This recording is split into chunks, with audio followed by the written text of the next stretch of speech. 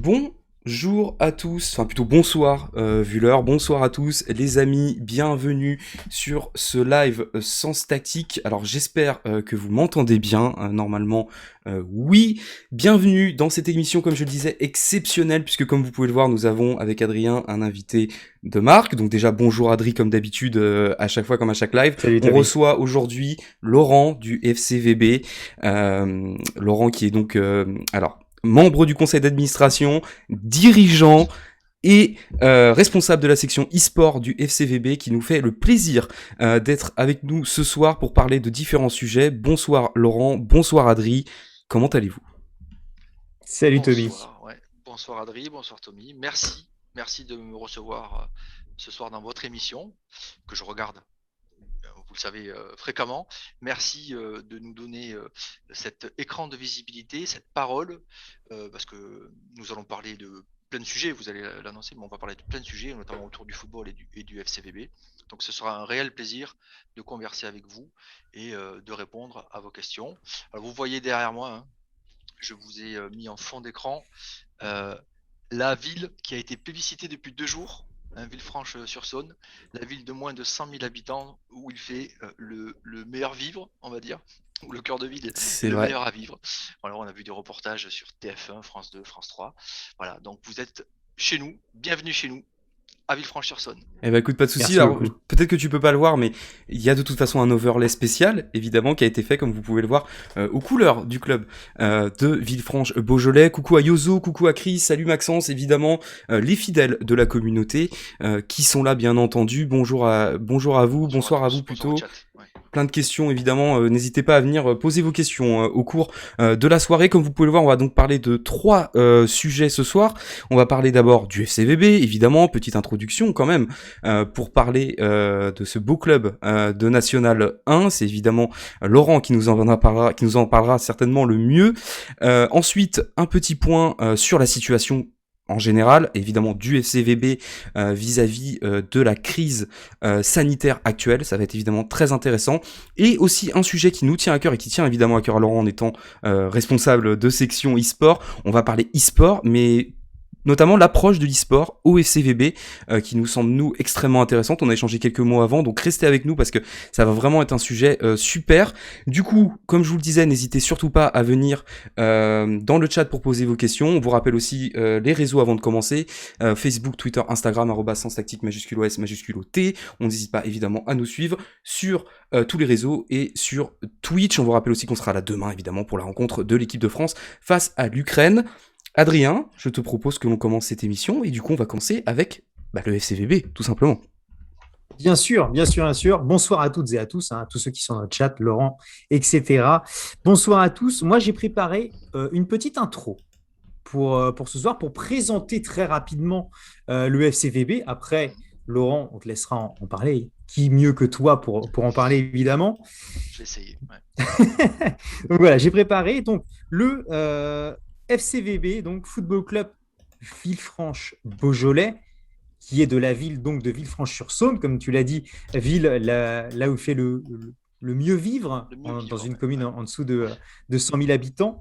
Donc le club qui est actuellement huitième de N1, n'hésite pas à m'arrêter hein, si je me trompe, Ouais, huitième c'est de ça. N1, championnat national. Le président, monsieur Philippe Terrier, Oui. président du club. Ah oui, Le sacré stade, personnage, on va en parler. Ouais. Mm.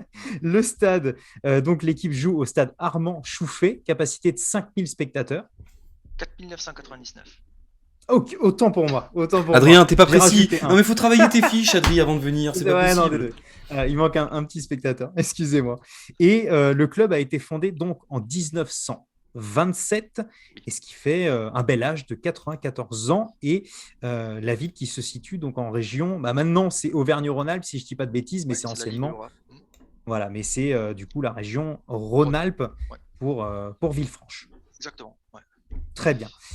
Moi, ce que je voulais dire, et c'était un petit peu l'introduction pour te lancer, Laurent, c'est, Mm. voilà, on va dire que j'ai pris un petit peu le global du club.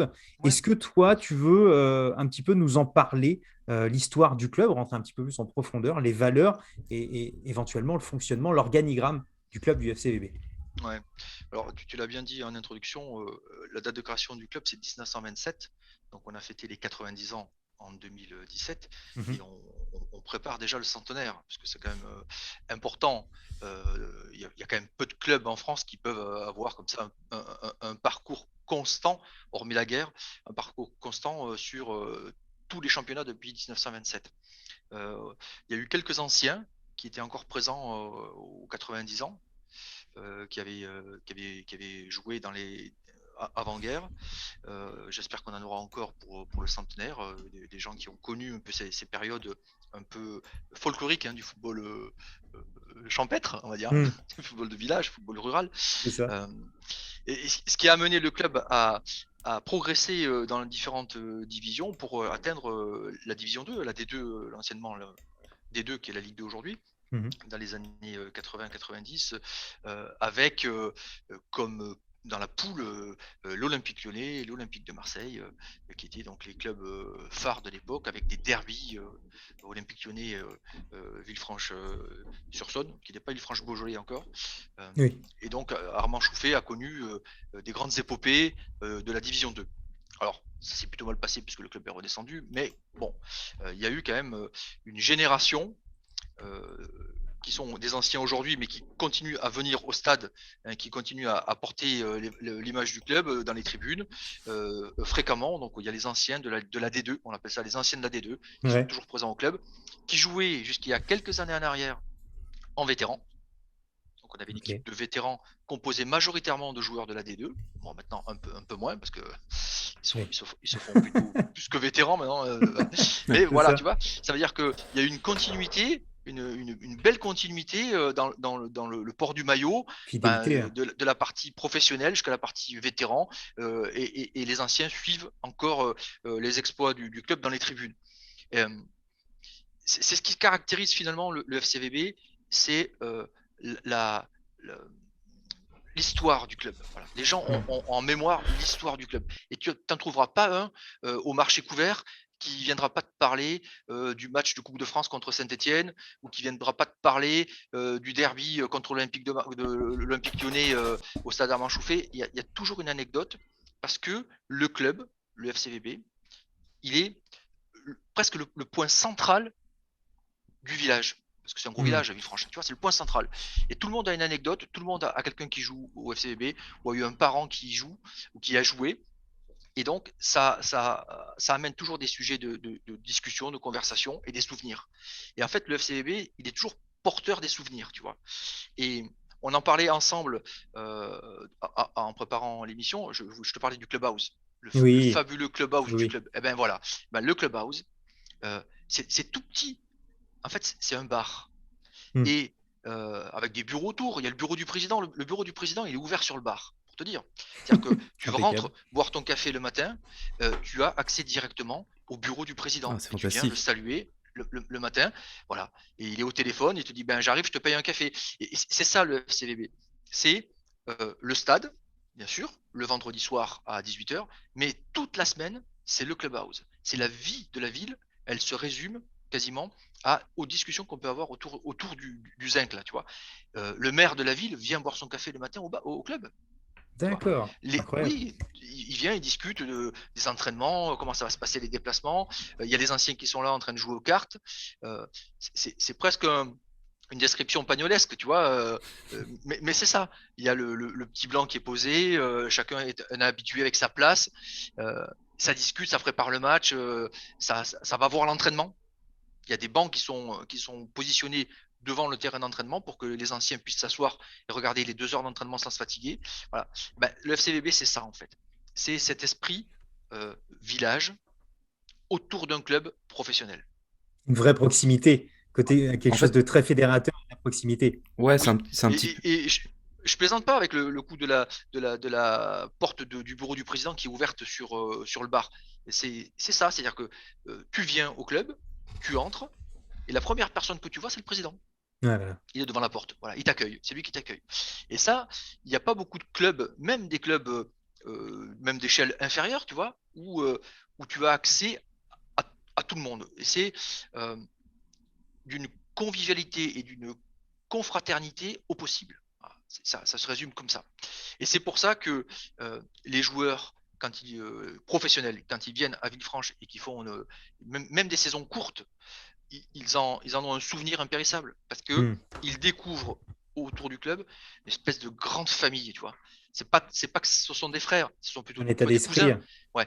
Mais ça reste, il y a de l'attache. Voilà. Il y a vraiment de l'attache. Tu voulais y aller, Tommy, peut-être? Non, je voulais simplement dire que c'est vrai que... il faut m'arrêter, moi, parce que je parle. Pas de souci, mais non, au contraire. Ouais. Oui, enfin, c'est une simple réflexion pour dire qu'en gros, le FCVB a une vraie fonction sociale. Oui, en plus sur la ville. Oui, une fonction sociale. Alors, elle est tellement sociale, en fait, que... je pourrais donner plein d'exemples, mais le club s'occupe du bien-être des enfants, en fait, tu vois. Parce que nous, on est beaucoup dans l'approche associative éducative. Et donc, des fois, il y a des parents qui viennent. Le petit, ça coûte cher une licence de football. Hein. Le petit, il veut jouer au foot parce qu'il est bon.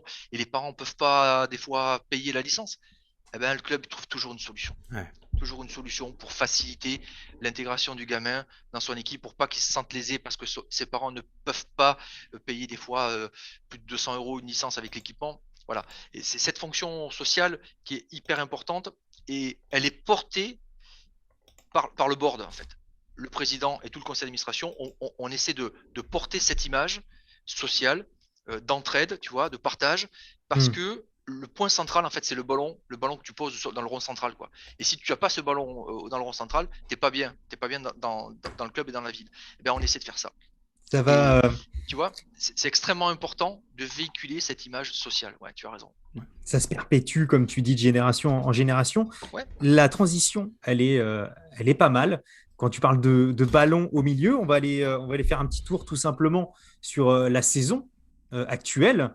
Ouais. Je pense que c'est intéressant aussi parce que évidemment que la place du FCVB au sein de la ville, etc., c'est quelque chose d'important et on va avoir l'occasion d'y revenir plusieurs fois, je pense, pendant cette émission. Mais moi, on voulait faire un point sur la saison actuelle, savoir qu'est-ce que tu en penses, huitième, on l'a dit en ouverture de N1, un schéma tactique, le 3-5-2, voilà. Ouais. Est-ce que voilà, tu as quelque chose à nous partager par rapport aux attentes que tu avais par rapport à cette saison? Est-ce qu'ils sont plus élevés, moins élevés? Et qu'est-ce que tu attends pour la suite? Alors, le club est ambitieux. Je ne vais pas se cacher, le club est ambitieux, mais mesuré. Tu vois, on a une approche stratégique ambitieuse et mesurée, c'est-à-dire qu'on sait comment progresser petit à petit avec une pente plutôt douce pour atteindre l'objectif qui est l'objectif normal quand tu es en national, c'est de monter en Ligue 2. C'est un objectif, même s'il n'est pas des fois clairement avoué, mais quand tu vas dans un championnat de ce niveau-là, c'est pour progresser et pour atteindre la Ligue 2. Mais il ne faut pas atteindre la Ligue 2 en brûlant des étapes. Et au club, c'est ce qu'on essaie de ne pas faire, brûler les étapes. Et c'est pour ça qu'on essaie de construire un projet cohérent dans tous les sens du terme, de manière à avancer petit à petit, et notamment sur le plan sportif.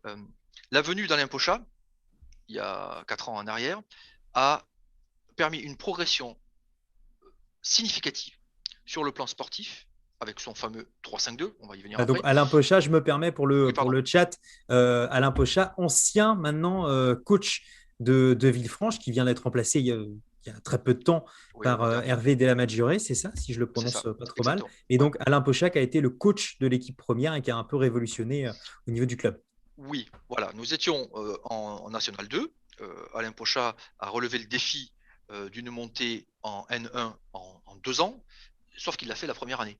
Il est arrivé, il a mis en place son schéma tactique, il a fait un recrutement plutôt de très bon niveau, avec un milieu de terrain qui est toujours en place là, Maxime Blanc, Rémi Sergio, Timothée Toflib, donc les 3 milieux de terrain, on va dire, qui ont un parcours professionnel un peu de haut niveau. Oui. Il a mis en place autour de ce trio magique avec Maxime Jass, qui est le capitaine, plutôt milieu relayeur, milieu défensif. Il a réussi à mettre en place un jeu attractif et assez efficace. Donc la montée de la N2 à N1 s'est fait en 1 an, en une première saison. Tout de suite. C'est dur, hein, parce que structurellement, on n'était pas préparé à aller en N1, puisqu'on était en 2 ans et pas en 1. Donc là, il nous a fait brûler une étape, en fait. n'était pas prévue. On la refuse pas, la montée à 1-1, ça se Bien refuse pas. évidemment. Donc voilà, ça se savoure, ça s'apprécie, et Mm. après, ça se prépare. Faut Et s'organiser. ouais, il faut s'organiser, voilà. Et donc, euh, on a tout mis en place structurellement au club pour pouvoir entrer dans le championnat national de la meilleure des manières. La première année a été très difficile, avec de mémoire 11 ou 12 matchs nuls, quasiment pas de progression au classement, et on s'est dit, oulala, ça va être très Ouf. compliqué, le Mm. national. Et puis, le système qui avait été mis en place, le fameux 3-5-2, avec les automatismes ou la cohérence de jeu prônée par le coach Pocha, eh ben, ça a fonctionné. Ça a Et pris. ça nous a permis d'engranger des points la première année et de se maintenir au niveau national, honorablement, deuxième partie de tableau, mais plutôt pas mal, quoi. Oui, Et donc, s'installer, quoi. voilà, on a commencé à comprendre, nous, au club, parce que lui, il connaissait Alain Pocha, le Mm. national, ça faisait 10 ans qu'il faisait du national, il connaissait. Mais nous, on n'était pas habitués, donc on a un peu eu peur en se disant, oulala, c'est compliqué, c'est dur, physiquement c'est dur, stratégiquement, quoi, tactiquement, les mecs en face, c'est pas des nuls, hein, il y a Non, des coachs de très haut niveau, il y a des joueurs pro partout. Poula, comment va-t-on faire? Et le coach Pocha nous a dit, ayez confiance, pas de panique. parce que ce que je mets en place au niveau de l'équipe 1, on va le décliner au niveau du club et vous allez voir que ça va permettre à tout le monde de progresser et d'aller vers le très haut niveau. Et en fait, ce qu'il nous a promis, il l'a tenu. Parce que ça a marché. La deuxième année de national, donc l'année Covid, on va dire, on a eu des résultats fantastiques. On a démarré chapeau de roue les premiers matchs de début de saison. On a engrangé des points. On est allé battre tout le monde jusqu'à Noël quasiment, Mhm. où on est allé, je ne sais pas pourquoi, perdre à Toulon, qui était dans une relégable, qui était très loin au classement, Ouais, ouais, ouais. et ils nous ont contrés dans le même système que le nôtre, parce qu'ils avaient adopté aussi un 3-5-2, alors que personne ne le faisait. Ils nous ont contrés, et on a perdu ce match-là, qui a enchaîné quelques matchs nuls et des défaites, qui nous ont Mm. fait passer du podium, où on était podium, jusqu'à la 7e place, quand le championnat s'est arrêté à la 25e journée Covid, on va Ouais. dire, voilà, on était euh, prêt à la montée en Ligue 2, mais ça s'est arrêté. Ouais. Alors, Et cette année, au final, ben, vous êtes à peu près dans au même endroit. on est exactement pareil. En fait, Mm. là, c'est la 25e journée, je crois, pour nous. On a un match en retard parce qu'il y en a qui ont fait 26 journées, mais on est à la 25e journée. Et je crois que l'année dernière, on devait avoir, il faudrait vérifier, mais on devait avoir 40 ou 41 points Mhm. à la 25e journée. Aujourd'hui, on est à 32. D'accord. Oui, donc On est loin derrière. Mais ouais. au classement, on est 7e. Pareil, on est pareil au Mm. classement, mais il faut C'est dire ça. que cette année, c'est tellement compliqué que c'est très resserré. On voit pas qu'à part Bastia qui se dégage devant, Et mais QRM ouais, aussi, ouais, qui est un ouais, petit peu. QRM, voilà, Mm. qui a des ambitions, c'est serré. Alors, je pense que l'année dernière, on avait 10 matchs gagnés. Je crois qu'on avait 10 matchs gagnés. Cette année, on en a que 6 à la même période, on va dire. Donc, on a moins de matchs gagnés. Les matchs nuls à pas compensé. Donc, finalement, on se retrouve avec moins de points, mais avec le même état d'esprit. Là, on sort de, je sais pas combien, je crois que on a 6 victoires et 4 nuls sur les Mhm. 7, 7 ou 8 derniers matchs. On a perdu quand? Au Mans. On a perdu au Mans 2-0. Au Mans, ouais. Mais ouais, mais depuis le mois de décembre, on recommence à engranger des points. Alors, pour plusieurs raisons. Euh, c'est qu'on a eu quelques modifications tactiques. Le coach Pocha, avant que Hervé Avant Dalmager que, arrive, ouais. ouais, Mm. il a reformulé son 3-5-2 un petit peu. Il a remobilisé les joueurs. Euh, il les a un petit peu réathlétisés, certains qui étaient peut-être un peu Accord de lourds, un peu forme. difficiles, ouais, un peu en cours de forme. Il les a remis dans le droit chemin et ça a fait une spirale, une dynamique positive là, qui a fait qu'on a engrangé beaucoup de points. Et aujourd'hui, on se retrouve 7e et on se retrouve à 5 points du podium, quoi, Ouais, avec un match en effectivement, mais retard. c'est ça, au final, une saison qui est plutôt cohérente. Je me permets, Tommy. Ouais. Tommy, n'hésite pas si toi tu veux, hein, bien sûr, Bah, je sais que tu vas intervenir, mais n'hésite pas si tu le souhaites. Et puis pareil, le chat, n'hésitez pas à poser des bah, questions, hein. Si vous moi, avez des Bien questions pour sûr. Laurent, n'hésitez pas. j'ai une petite question, en l'occurrence, par rapport à tout ce qui a été dit. Moi, il y a quelque chose qui a retenu mon attention, c'est que tu parlais tout à l'heure, donc je suppose, quand tu disais, quand vous êtes passé en national, donc du coup de la nationale 2 à la N1, Du coup, tu parlais d'une vraie différence au niveau du sportif, et ça c'est vrai que c'est intéressant parce qu'on parle souvent par exemple du passage de Ligue 2 à la Ligue 1 ou des choses comme ça. Sportivement, comment dire, matérialisé comment? C'est-à-dire que c'était quoi? C'était dans l'impact physique, c'était dans l'aspect tactique, c'était dans quoi que il y a eu un vrai écart entre la N2 et la N1? Ouais, non, c'est dans l'aspect physique, l'intensité. L'intensité de la N1, des fois on le voit pas à la télé quand tu regardes sur FFF TV, mais ça va à 200 à l'heure. Hmm. Ça me fait penser un peu au championnat anglais, tu vois, ça temporise pas en fait. C'est toujours dans l'impact, c'est agressif dans le bon sens du terme, ça va vite, ça tergiverse pas et ça veut aller de l'avant. Sauf nous, où nous on a un jeu qui est un peu plus un jeu de possession, mais classiquement en face de nous, on a toujours des gens qui veulent aller de l'avant et donc il y a de l'impact. Et le fait de jouer avec des pistons en 3-5-2, donc avec deux pistons qui sont Sur les plutôt côtés. hauts dans le bloc, qui sont plutôt hauts, avec beaucoup de courses, ça donne du dynamisme au jeu, tu vois. Et ça, en N2, tu le retrouves pas tant que ça, même si les joueurs ont un niveau qui est déjà exceptionnel, hein, parce qu'en N2, il y a des très très très bons joueurs. Ah bah, bien Mais évidemment. au niveau de cet impact-là, on le sent beaucoup moins. On sent que les joueurs de National, en fait, ils ont une mission collective, hein, de jouer et de gagner des matchs avec leur club, mais ils ont aussi une mission individuelle de leur stats, quoi, d'augmenter leurs stats, de montrer qu'ils ont le niveau pour aller à l'étage supérieur. Et donc, on voit que les mecs, ils lâchent rien. Ça ne lâche pas en national. Et jusqu'à la dernière seconde, tu peux avoir un retournement de situation parce que personne ne lâche jamais. Regarde, le match du week-end dernier, on mène 1-0 euh, à la 88e ou 88e minute. On peut se faire égaliser parce que les gars en face, ils n'ont rien lâché. Il Ils lâche sont allés pas. au bout du bout du bout, et on ne sait jamais sur une opportunité, ça peut planter. Voilà. On nous Et donc, dit, on nous dit dans le chat, une petite remarque, tu vas me dire, l'attaque cette année de Villefranche qui ouais, serait un peu moins performante. c'est vrai. C'est Ouais, vrai. On a eu les saisons dernières un attaquant de très très grande qualité, Thomas Robinet, qui joue aujourd'hui ah à oui, Laval. Sochaux. Ah oui, Ouais, qui était qui vient de l'ancien de Sochaux, hein. Sochaux. Il vient de C'est Sochaux, ça. mais il joue à Laval, donc un excellent buteur on n'a pas pu conserver, hein, parce que Laval, c'est quand même aussi un club Ah oui, bien d'un peu sûr. plus haut niveau Hmm. au terme financier. Donc, il est parti s'émanciper là-bas. Mais oui, l'année dernière, il avait une efficacité réelle Mhm. que cette année, nous n'avons pas. Alors, c'est paradoxal parce que cette année, bon, je suis pas un fan des stats, mais euh, Non. tu es septième avec la plus mauvaise attaque du championnat. Je crois qu'on a 17 buts, un truc comme ça, on n'a pas Ok. marqué beaucoup, Mhm. mais avec la meilleure défense. On Très n'en prend pas solide. des buts. Hmm. Parce qu'on a un bloc défensif qui est bien léché, qui est bien travaillé, et on prend très peu de buts. Et donc finalement, si on avait une attaque avec plus de réussite, quelquefois, plus de réussite, on ne serait pas septième, hein, aujourd'hui. Il ne faut pas se leurrer, hein. Oui, ça Si à chaque fois serait. qu'on met un Ouais. pointu, si c'était rentré, ou si à chaque fois qu'on avait un tir au lieu de ça tape sur la barre ou un penalty, on aurait peut-être 7 ou 8 points de plus et on serait podium. Donc, oui, c'est vrai. Aujourd'hui, on a un C'est déficit de réussite devant. Ouais, l'animation offensive qui peut pêcher parfois. Question ouais, très intéressante. En plus, ça nous fait une transition qui est parfaite. C'est ouais. Chris qui nous la pose. Moi, en plus, ça allait dans le sens où je voulais venir après par rapport éventuellement aux infrastructures, etc. Du FCVB. Ouais. C'est la question, y a-t-il beaucoup de joueurs issus du centre de formation qui se retrouvent en national? Est-ce que Du dans le centre de championnat, formation d'autres clubs. alors, Ouais. alors moi, j'aurais tendance à... Ah oui, effectivement, vu comment la question est formulée, peut-être que c'est d'autres clubs. Mais est-ce que vous déjà, on peut peut-être aller tout Voilà, n'hésite pas simplement à là-dessus. préciser Est-ce que Chris, hein, vous, pendant ce temps. voilà, c'est ça. Est-ce que toi, déjà, vous avez des jeunes, un centre de formation au niveau de vos infrastructures, pardon, vous êtes comment de ce côté-là? Alors, nous n'avons pas de centre de formation Mhm.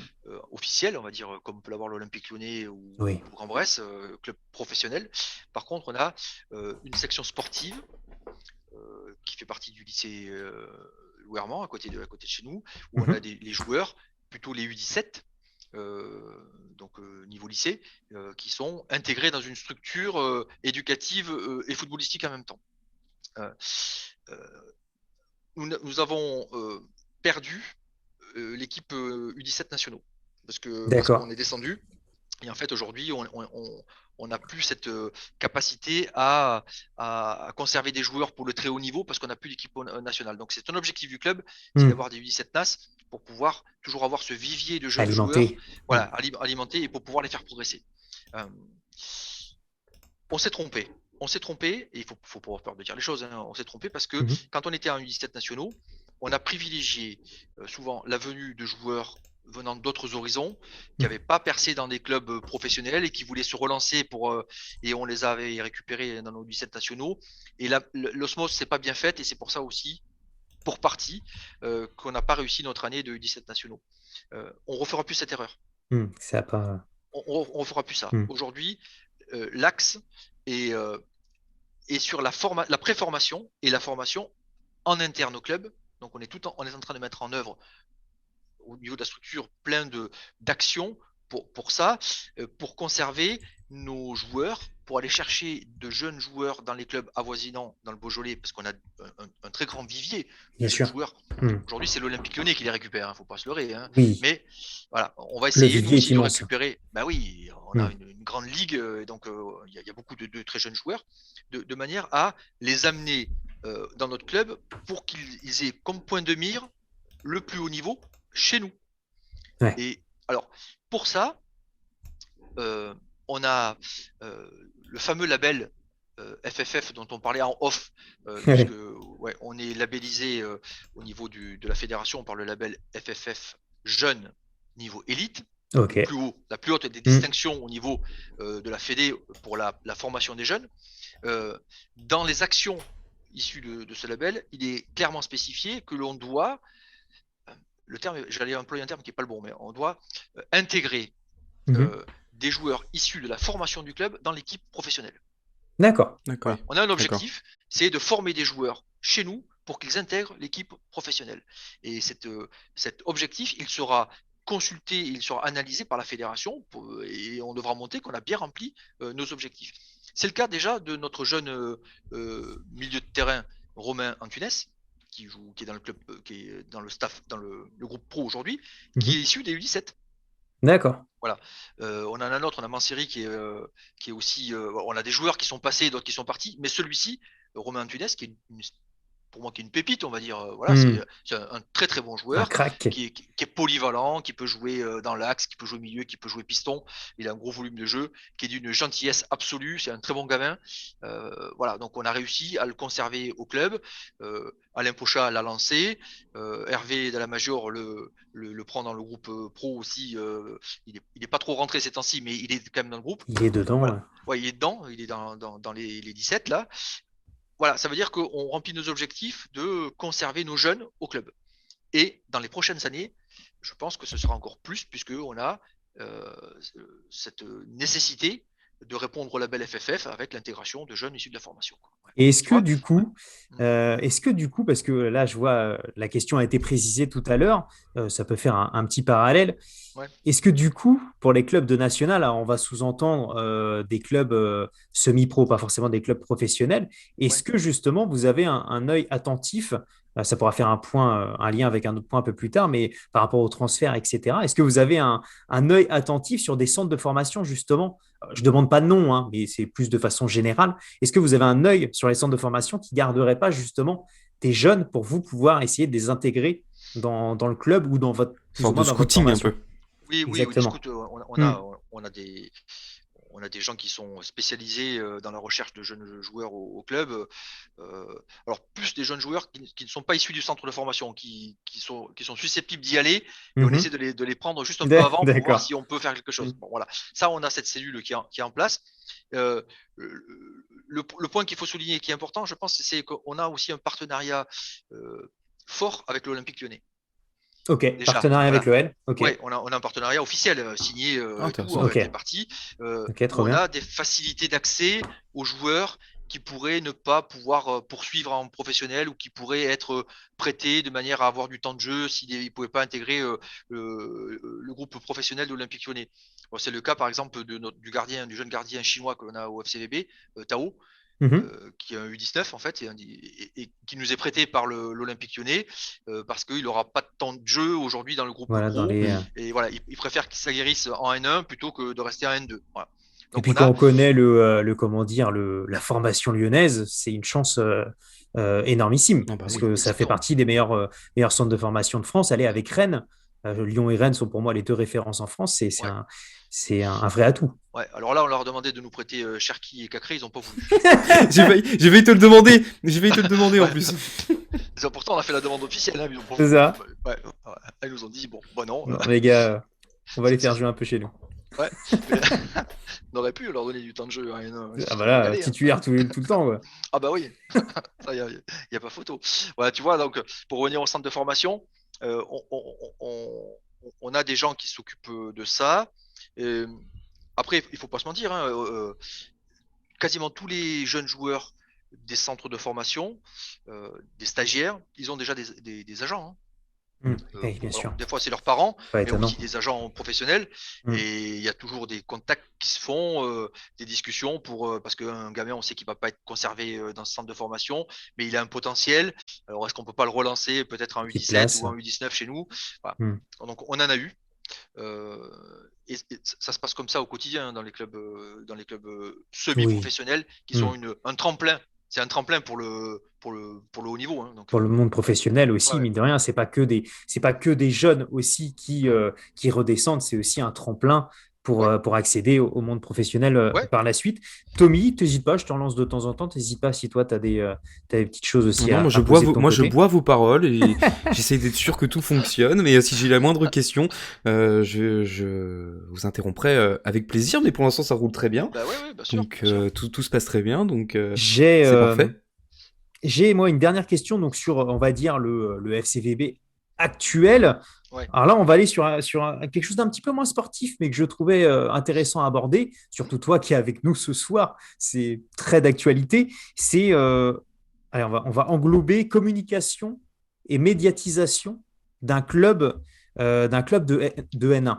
Oui. Comment ça se passe au niveau, je sais pas moi, des réseaux sociaux, voilà, de produits dérivés, pardon, toutes ces choses-là. Comment ça se passe pour un club de N1? Est-ce que c'est très important? Est-ce que on essaye de garder un œil dessus ou est-ce que c'est primordial même peut-être? C'est extrêmement important c'est primordial, c'est voilà, important, primordial, ce sont les deux bons termes. Et on en a pris conscience bien avant la montée à N1, en fait. Ok. Je pense on a dû être un des rares clubs de N2 Mhm. à avoir un community manager salarié du club, Ok. un commercial salarié du club, un marketeur salarié du club et un manager général Ok. salarié du club. Voilà. Donc notre staff de communicants aujourd'hui sont des professionnels qui sont salariés du club. Voilà, ce ne sont pas des bénévoles ou des pigistes extérieurs qu'on ferait Hmm. venir pour nous animer des choses. Donc on a vraiment des permanents au club qui sont dans le club, ils sont imprégnés de la vie du club parce qu'ils y vivent au quotidien de 8h30 à 19h le soir et le week-end pour les matchs. Voilà. Donc le président Terrier, il a compris ça tout de suite.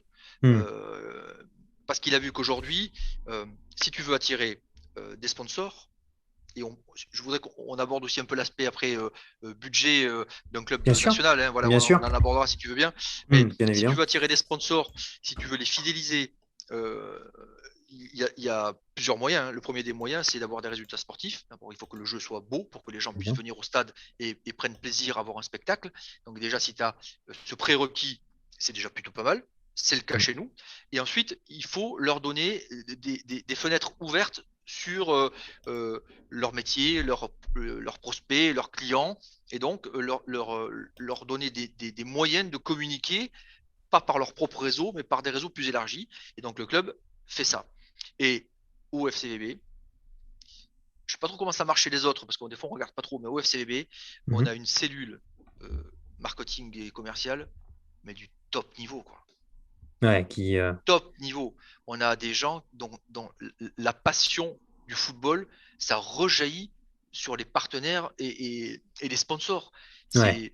Quand je te dis que c'est une famille, en fait, c'est plus que ça. Nous, euh, on a 450 partenaires fidèles.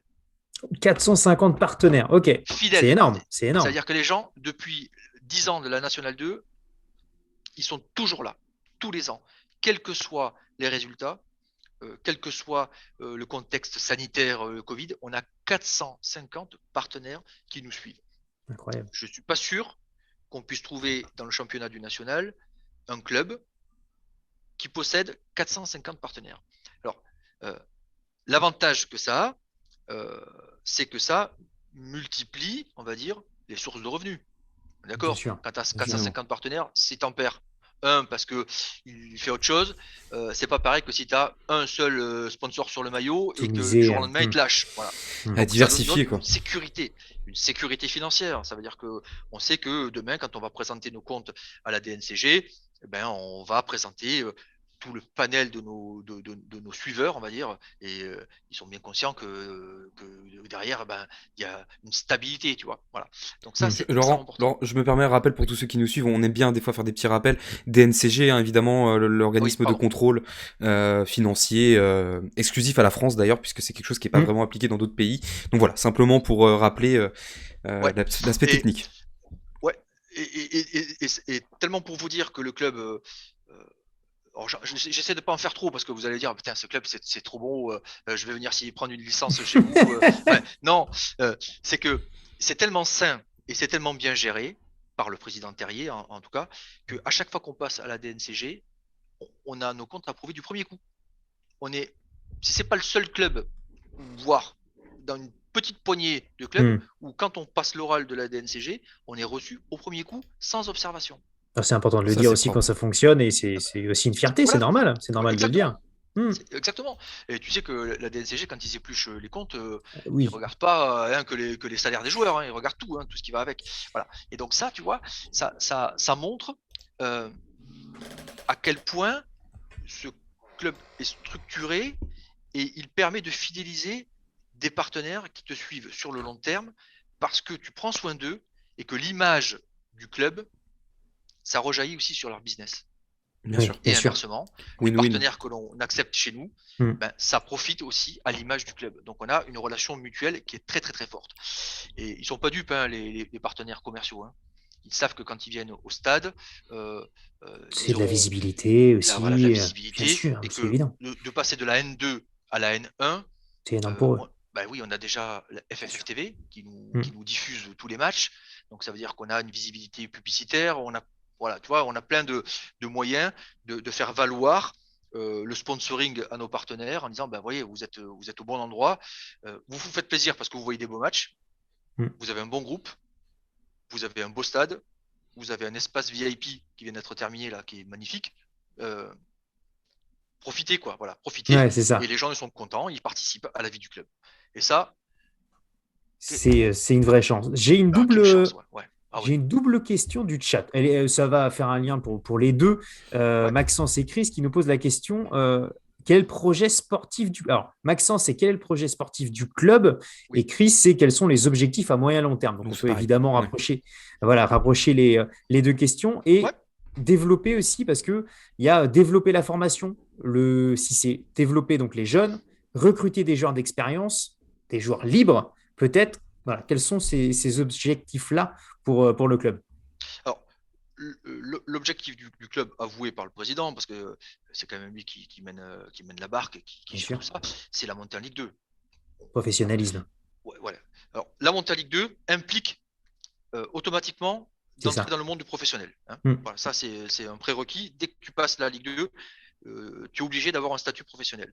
On a anticipé, puisqu'on a déjà créé l'été dernier, on a scindé le club en deux en fait. On a une partie qui est associative qui va des poussins là, des U7 jusqu'au U20. Et ensuite, la partie professionnelle avec une SAS, donc c'est une société anonyme qui gère que la partie professionnelle. Pour le on a déjà le statut juridique, l'écrin juridique pour pouvoir entrer dans le monde professionnel. Assurer ça. C'est déjà bien. Donc ça veut dire, tu vois, c'est affiché, quoi. On ne peut pas se le cacher. Quand tu fais ça dans un club, ça veut dire que tu as des envies d'aller vers le monde professionnel. Donc, bien sûr. Tout est fait en ce sens. Après, c'est le terrain qui juge. Pour l'instant, le terrain ne nous a pas permis d'y aller, mais en tout cas, on fait ça. Alors, le recrutement, en national, c'est hyper compliqué de faire un recrutement. C'est Je hyper pense que c'est intéressant ça comme question, Oui, Franchement. complètement.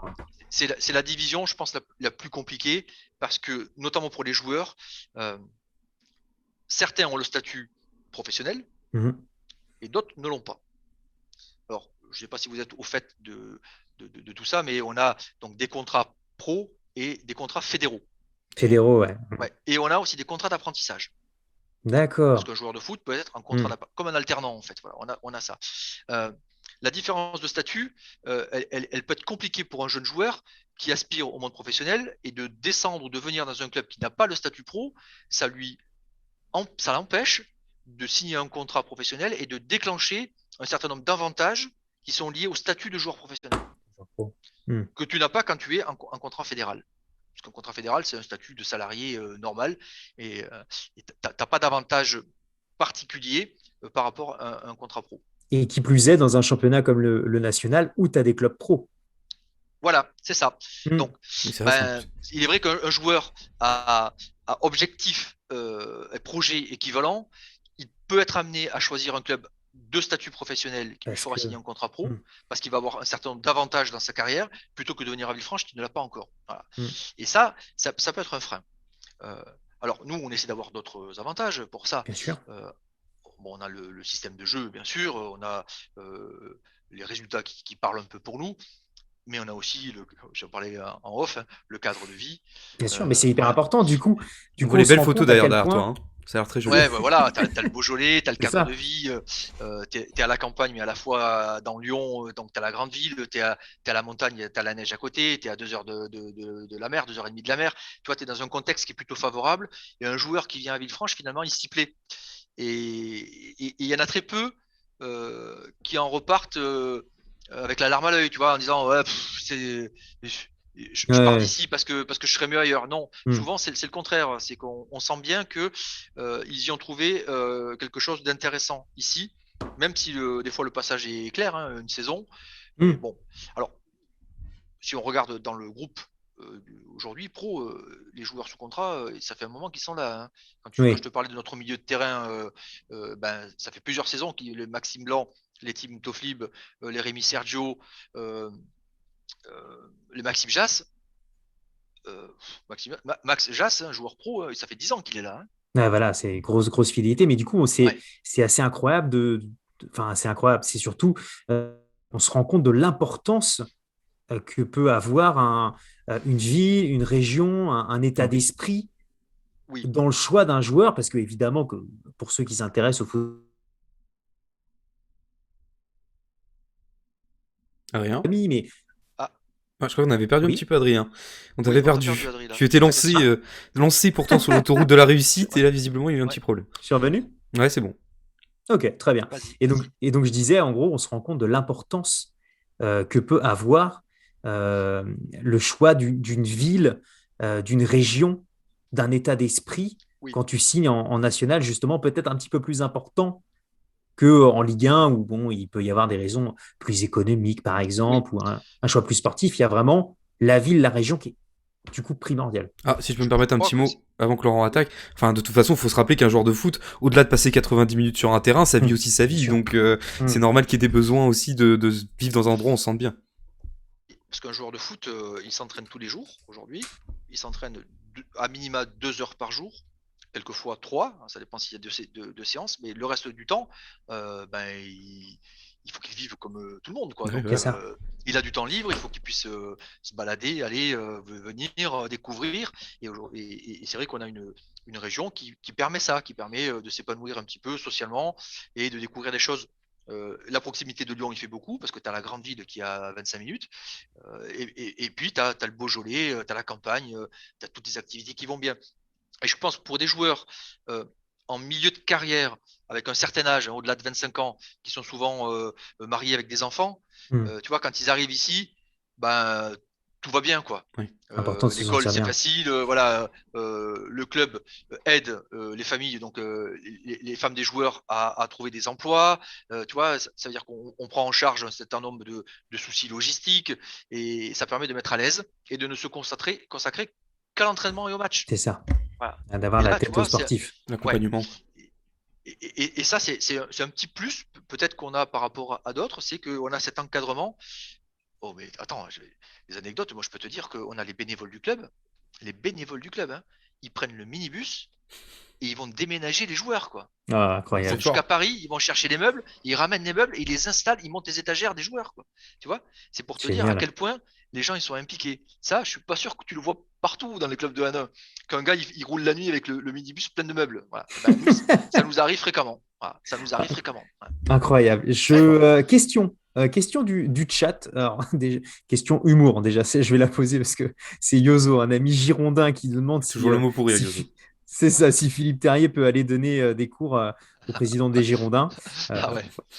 dans la gestion. Je Ça, pense qu'ils se c'est connaissent en plus. ouais, Parce t'as des que, parce possibilités de se que connaître. tu parles de Taverneau? Taverneau, non, Non. non, parce que du coup, c'est les Américains maintenant. Ah oui, non, je pense du Taverneau, précédent, parce que le précédent, ah, il a une maison dans un village à 5 km d'ici, incroyable. au bord de Saône. Monsieur Ouais, Taverneau. Ok, ouais, incroyable. ouais. Et l'autre question, et c'est pas du tout une question bête, Maxence, au contraire, c'est une Oui, question très intéressante. C'est oui. pourquoi un tigre sur le logo Ah, j'allais la poser. du club? Je voulais la poser aussi. Formidable. Ah, alors, On veut savoir. euh, le tigre caladois, c'est plutôt récent et Mhm. ça vient principalement de notre sponsor principal qui est Tiger Balm, donc Ok. le Ok. baume du tigre, Ouais. le baume du tigre, Oui. donc dont l'emblème est le tigre et comme c'est un mécène, on va dire, c'est le mécène Mhm. du club, ben on l'a remercié en mettant cette effigie sur le logo et qui représente bien en fait ce qu'on est. Et voilà, on est des gens on est à l'affût et on est prêt à Mhm. bondir pour aller gagner des matchs. Voilà, et tu vois, Il y un a peu un Pierre. félin, ouais. Et donc, ça vient de ça, c'est Tiger Balm. Ouais. Du Il y coup, a ça, Pierre comme du, logo. du coup, du coup, être sponsorisé par le Baume du Tigre au moment de passer de la N2 à la N1, ça a dû être parfait, hein. Avec le nombre de Ouais, coups reçus. c'est ça. C'est ça. Mais en fait, je pense pas qu'il y trouve un avantage fantastique, le patron du Baume du Tigre. Il est tellement amoureux du football et du club que je pense qu'il donnerait son stock de Baume du Tigre pour pouvoir avoir des beaux matchs. Ouais. Ouais. Parfait. Incroyable, incroyable. On va changer entre guillemets de sujet, puisqu'on va laisser un peu le sportif entre guillemets de côté. Mm. Et là, on avait envie, parce que ça nous paraît important, et puis ça l'était aussi pour toi, Laurent, Oui. de faire un petit détour. Et puis c'est parce que c'est là qu'on se connaît, et puis c'est des liens qu'on a commencé à tisser ensemble par rapport à votre section e-sport. Voilà, Oui. qui est une petite présentation peut-être de votre section e-sport, les gens qui en font partie, et pourquoi le FCVB, Club de National 1, fait partie des pionniers au niveau du e-sport. Oui. Euh, euh, Ça avait beaucoup de questions. ouais, non, c'est ça. J'essaie de te le présenter de la manière chronologique telle que ça s'est fait. Comme ça, c'est plus facile à comprendre. Euh, En fait, il y a des clubs qui entrent dans l'e-sport parce qu'il y a un passionné qui joue aux jeux vidéo et qui se dit tiens, ça serait bien qu'on fasse un tournoi FIFA.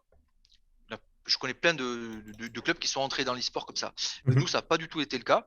Euh, on est plutôt entré dans l'e-sport d'une manière plutôt formelle et pragmatique par notre fameux label FFF Jeune Elite. Mhm. Euh, dans ce label FFF Jeune Elite, il était spécifié un certain nombre d'actions à mener pour pouvoir obtenir cette plus haute distinction, et on les a toutes eues en fait, ces distinctions, ces actions. Ouais. Et pour pouvoir progresser dans ce label, les instances du foot nous ont demandé de trouver des pistes nouvelles pour ça, et ils nous ont fait un certain nombre de propositions, notamment peut-être d'organiser euh, du baby-foot, ou Mhm. d'essayer de faire du beach soccer, de monter une section beach soccer pour pouvoir progresser dans du sport, dans du foot alternatif. Des Euh, alternatives. Ouais. Mhm. ouais, en fait, on y a réfléchi et on s'est dit, euh, ouais, du beach soccer, nous on n'a pas de plage à Est-ce Villefranche, tu vois, que, c'est un est-ce peu que c'est compliqué. faisable? Pas Ouais, on n'est pas à forcément. Copacabana, donc c'est un peu compliqué. Mhm. On a du sable au bord de Saône, là, à la carrière, Oui, mais c'est pas ça, quoi. pas Donc, suffisamment. ouais, qu'est-ce qui peut intéresser nos jeunes aujourd'hui en matière de foot alternatif? On a réfléchi et on s'est dit peut-être que le jeu vidéo est une piste pour pouvoir intéresser nos enfants, joueurs, euh, dans la pratique et de les accompagner dans cette pratique-là. On a fait un sondage à l'ensemble de nos 612 licenciés. C'est précis, Ouais, 612. 612. Très bien. En 2020, parce qu'en Ok. 2021, on est 624. Oh, ok. On a gagné 12. On a gagné 12. Pas mal. On a fait un sondage, on a eu des retours, 150 retours environ, positifs, en nous disant, les parents ont répondu, hein, pas les Ouais. enfants, les parents, Mhm. en disant oui, j'aimerais que le FCVB encadre mon enfant dans la pratique du jeu vidéo. Alors, le e-foot, hein, le FIFA, principalement le jeu de foot, parce on fait pas de jeu de tir, on fait que du foot. Oui, Donc voilà, football. j'aimerais bien que vous encadriez mon enfant à ça et que vous l'intégriez dans une structure qui permette de progresser dans l'apprentissage du jeu vidéo. Et là, on s'est dit, waouh, on tient un truc. Jackpot, Parce c'est que, ça. eh oui, on tient un truc parce que, en fait, on n'impose rien aux enfants. C'est les enfants qui nous Qui me demandent, en demande. fait, de les accompagner. Eh bien, on a dit, banco, on fonce sur l'e-foot. Et donc, le président Terrier a dit, moi les gars, je vous fais confiance, vous avez carte blanche, montez une section e-foot, et pas une structure e-sport, une Hmm. section, c'est-à-dire une Vrai. branche de l'organigramme du Officiel. club qui soit au même niveau que la formation, que les féminines, que les vétérans, et que le futsal. Voilà, pareil. Donc on a eu l'opportunité de monter ça avec la cellule com marketing dont je parlais tout à l'heure. Voilà, on est allé démarcher, voir comment ça se faisait, et on est entré dans l'e-foot de la plus mauvaise des manières. La plus D'accord. mauvaise. Ouais, la plus mauvaise. On a dit, on va organiser un tournoi FIFA. Ouf, tout de Ouais, suite, un tout de gros suite, un projet. tournoi. Voilà. Et Ouais. à l'issue de ce tournoi FIFA, le gagnant de ce tournoi, ce sera lui qui intégrera la section La section, ok. e-foot. Voilà, c'est lui qui sera le joueur FIFA du club. On a tout organisé. C'était tout Hmm. carré. On avait une infrastructure de folie avec un plateau télé pour faire tout ça. Et on devait faire ça au mois de mars de l'année Oh dernière. Oh, non. quelle Et une semaine avant, confinement, Oh non. horreur. tout stoppé. Eh bien, Dur. je peux te dire que c'était un mal pour un bien, parce que ça nous a permis de ne pas faire l'erreur qu'on Ouais, aurait de faire ce tournoi et peut-être de récupérer un joueur qu'on aurait peut-être plus jamais revu parce que c'était un gars qui venait par sur un opportunité et coup. opportunisme. Hmm. Voilà. Et ben ça nous a permis de stopper nos ardeurs et tu vois et de faire différemment. Et le confinement, il nous a servi à une chose, c'est de découvrir un jeu que personne ne connaissait chez nous, c'est Mhm. Football Manager. Oui, Football Manager, Puisque FM20. Hmm. FM, voilà, FM Des 20 à joueurs l'époque. d'FM ici d'ailleurs, dans le chat. Oui, dans le chat, il y Ah a des ben joueurs voilà, FM. alors moi je suis pas un joueur, vous voyez bien que je suis pas ni un joueur de FIFA ni un joueur de FM, mais euh, j'ai découvert ce jeu parce que euh, on est entré dans le championnat qui s'appelle le e-national, je sais pas si vous avez entendu l'année dernière, où les J'en ai clubs de entendu parler. national ont continué les journées manquantes de championnat sur la base de la Ah plateforme oui. du jeu Football Manager. Oui, Ouais. oui. Et c'est notre Hmm. capitaine Maxime Jass qui a pris le jeu en main et qui a joué contre toutes les autres équipes du championnat national, suivi sur Twitch. Donc là, on a découvert Twitch, on a C'est découvert plein de ça. choses. Hmm. Et c'est parti de là. Et on s'est dit, oh là, mais ça peut intéresser des gens qui ne sont pas devant leur ordinateur aussi. Il y a des gens qui regardent la pratique du jeu vidéo, alors, du foot vidéo finalement. Oui, foot vidéo. Ouais. C'est du foot vidéo. Hmm. Et, ah bon, on s'est dit, ben voilà, c'est un truc qu'il faut qu'on fasse aussi, ça, Football Manager.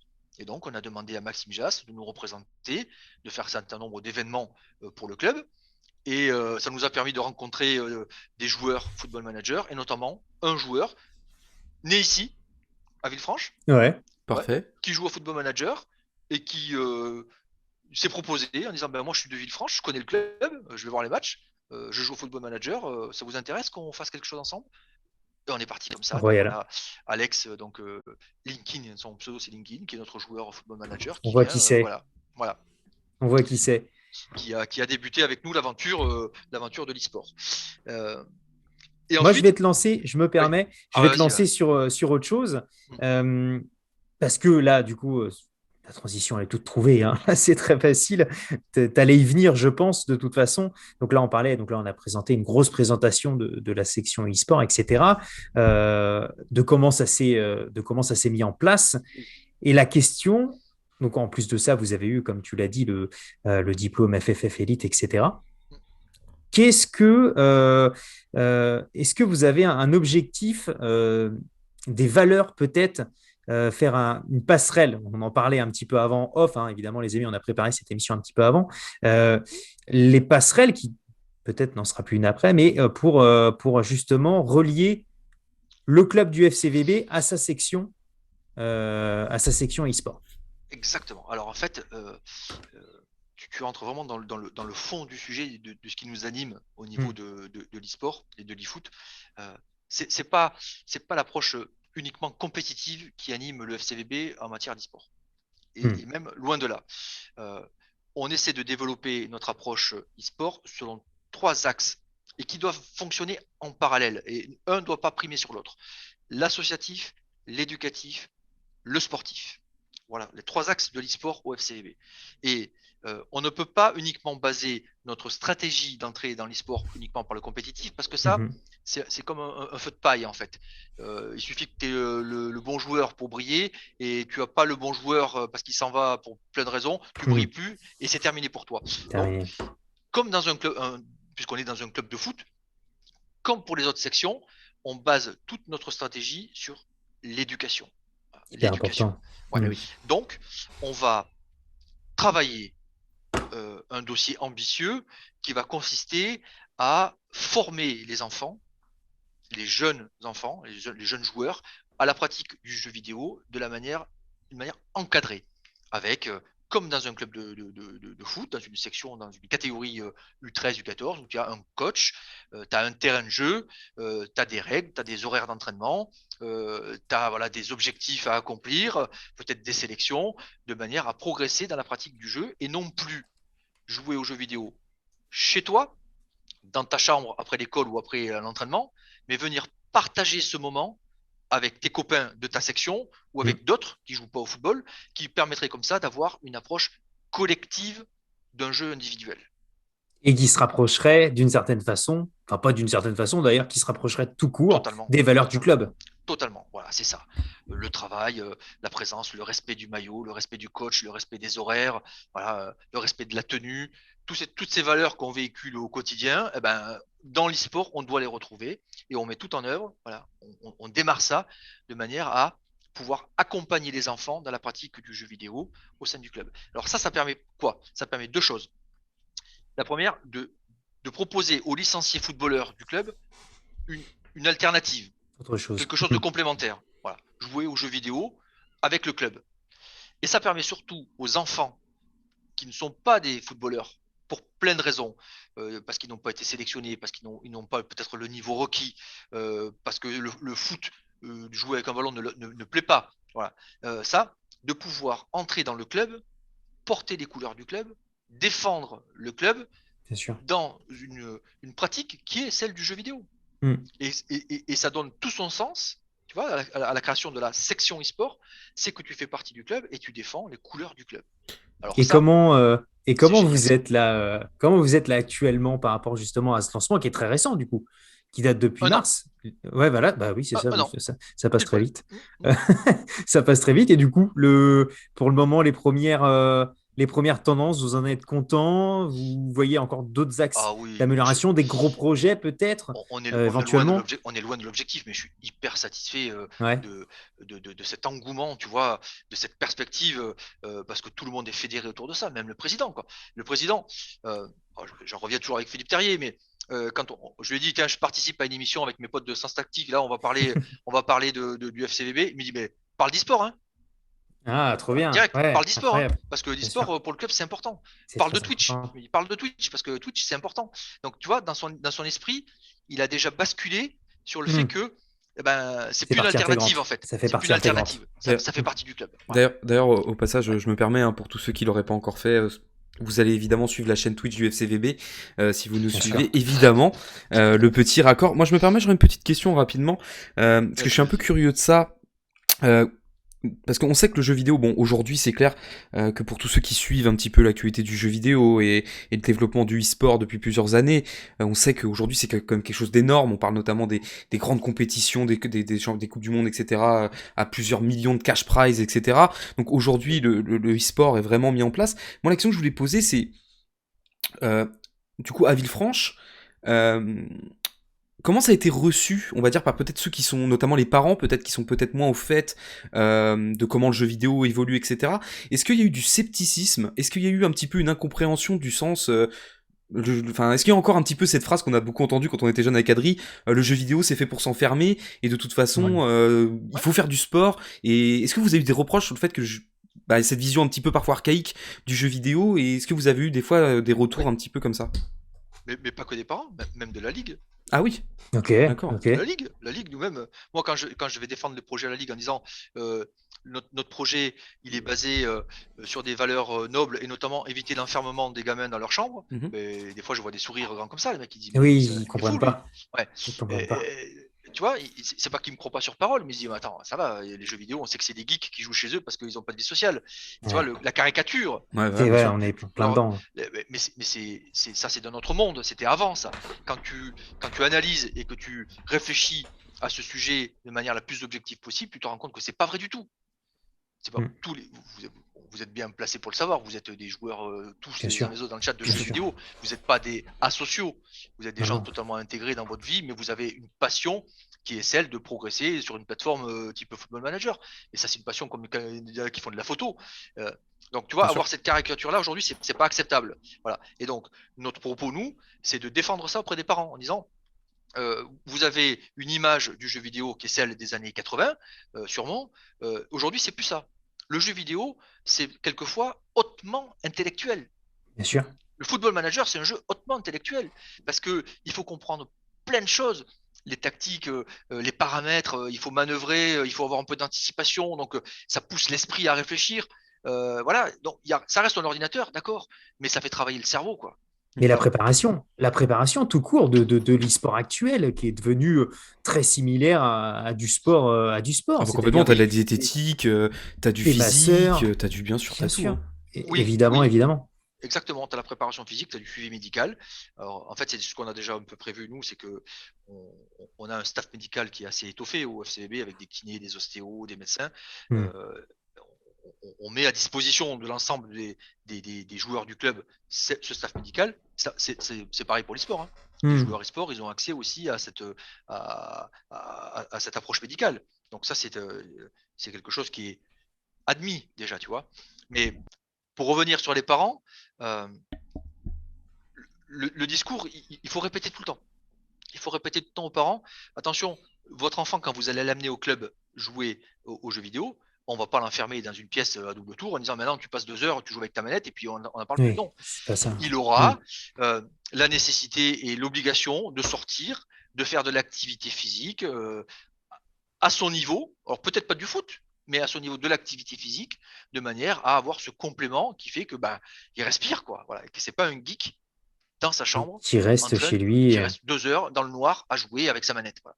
Oui, enfin, C'est Ça, dans c'est ce faux. cas-là. au-delà de c'est pas un geek, parce que, en l'occurrence, justement, on va pas faire de raccourci. On peut être un geek Ouais. et avoir une vie extérieure. Mais c'est plus, C'est on n'est pas ça. forcément, un joueur de Ouais. jeux vidéo n'est pas forcément un ermite, qui ne s'intéresse pas, qui prend pas soin de lui, et Exactement. tout ça, bien sûr. C'est ça. Mm. C'est ça. Ouais. Tu vois, donc il faut répéter ce message tout le temps, tout le temps. Alors, ce qui est bien, c'est qu'au FCB, tous les gens qui sont un peu en responsabilité, on va dire, l'ont compris et assimilé, et ils le répètent volontiers. Donc, c'est-à-dire, tu vois, il n'y a pas que moi qui porte ce Déjà, message. ouais. Hmm. Voilà, c'est tout le monde qui porte ce message. Euh, et quand tu vas dans les tribunes du stade Armand Chauffé, quand on me voit, le premier truc, c'est alors les sports, ça va, on sort de Ah, sa chambre, génial. tu vois, ouais, et allez. Alors que moi, je suis pas un joueur du tout de jeux vidéo, je joue à Ouais. rien, tu vois. Ouais. Mais voilà, c'est bon enfant, quoi. Tu vois, c'est vachement bien amené, quoi. Ouais. Mais en tout cas, c'est bien. C'est Ouais. vraiment, je trouve, quelque chose sur lequel déjà vous êtes pionnier. Et puis, c'est un beau, je trouve, un bon choix. Et vous êtes, je trouve, en avant. Ça va pas être Et, facile. Et, Mais et si, vas-y, Tommy, si dis-moi. je peux me permettre, et ce que je trouve aussi très intéressant dans tout ça, c'est qu'au final, vous mettez en fait au service finalement d'un sport individuel les capacités en fait d'un sport collectif. Hmm. oui, C'est ça qui est très intéressant aussi. oui, oui, mais c'est pas qu'un sport individuel parce que voilà, on a parlé de Football Manager qui est un sport, ça c'est individuel, tu vois. Hmm. Mais sur FIFA, on a le club pro. Hmm. On a une section club pro maintenant C'est avec. ça. Ok. Mais la condition sine qua non d'avoir une section club pro au FCB, c'était que l'ossature du club pro soit des joueurs de la Calade, donc de Villefranche, et du Beaujolais.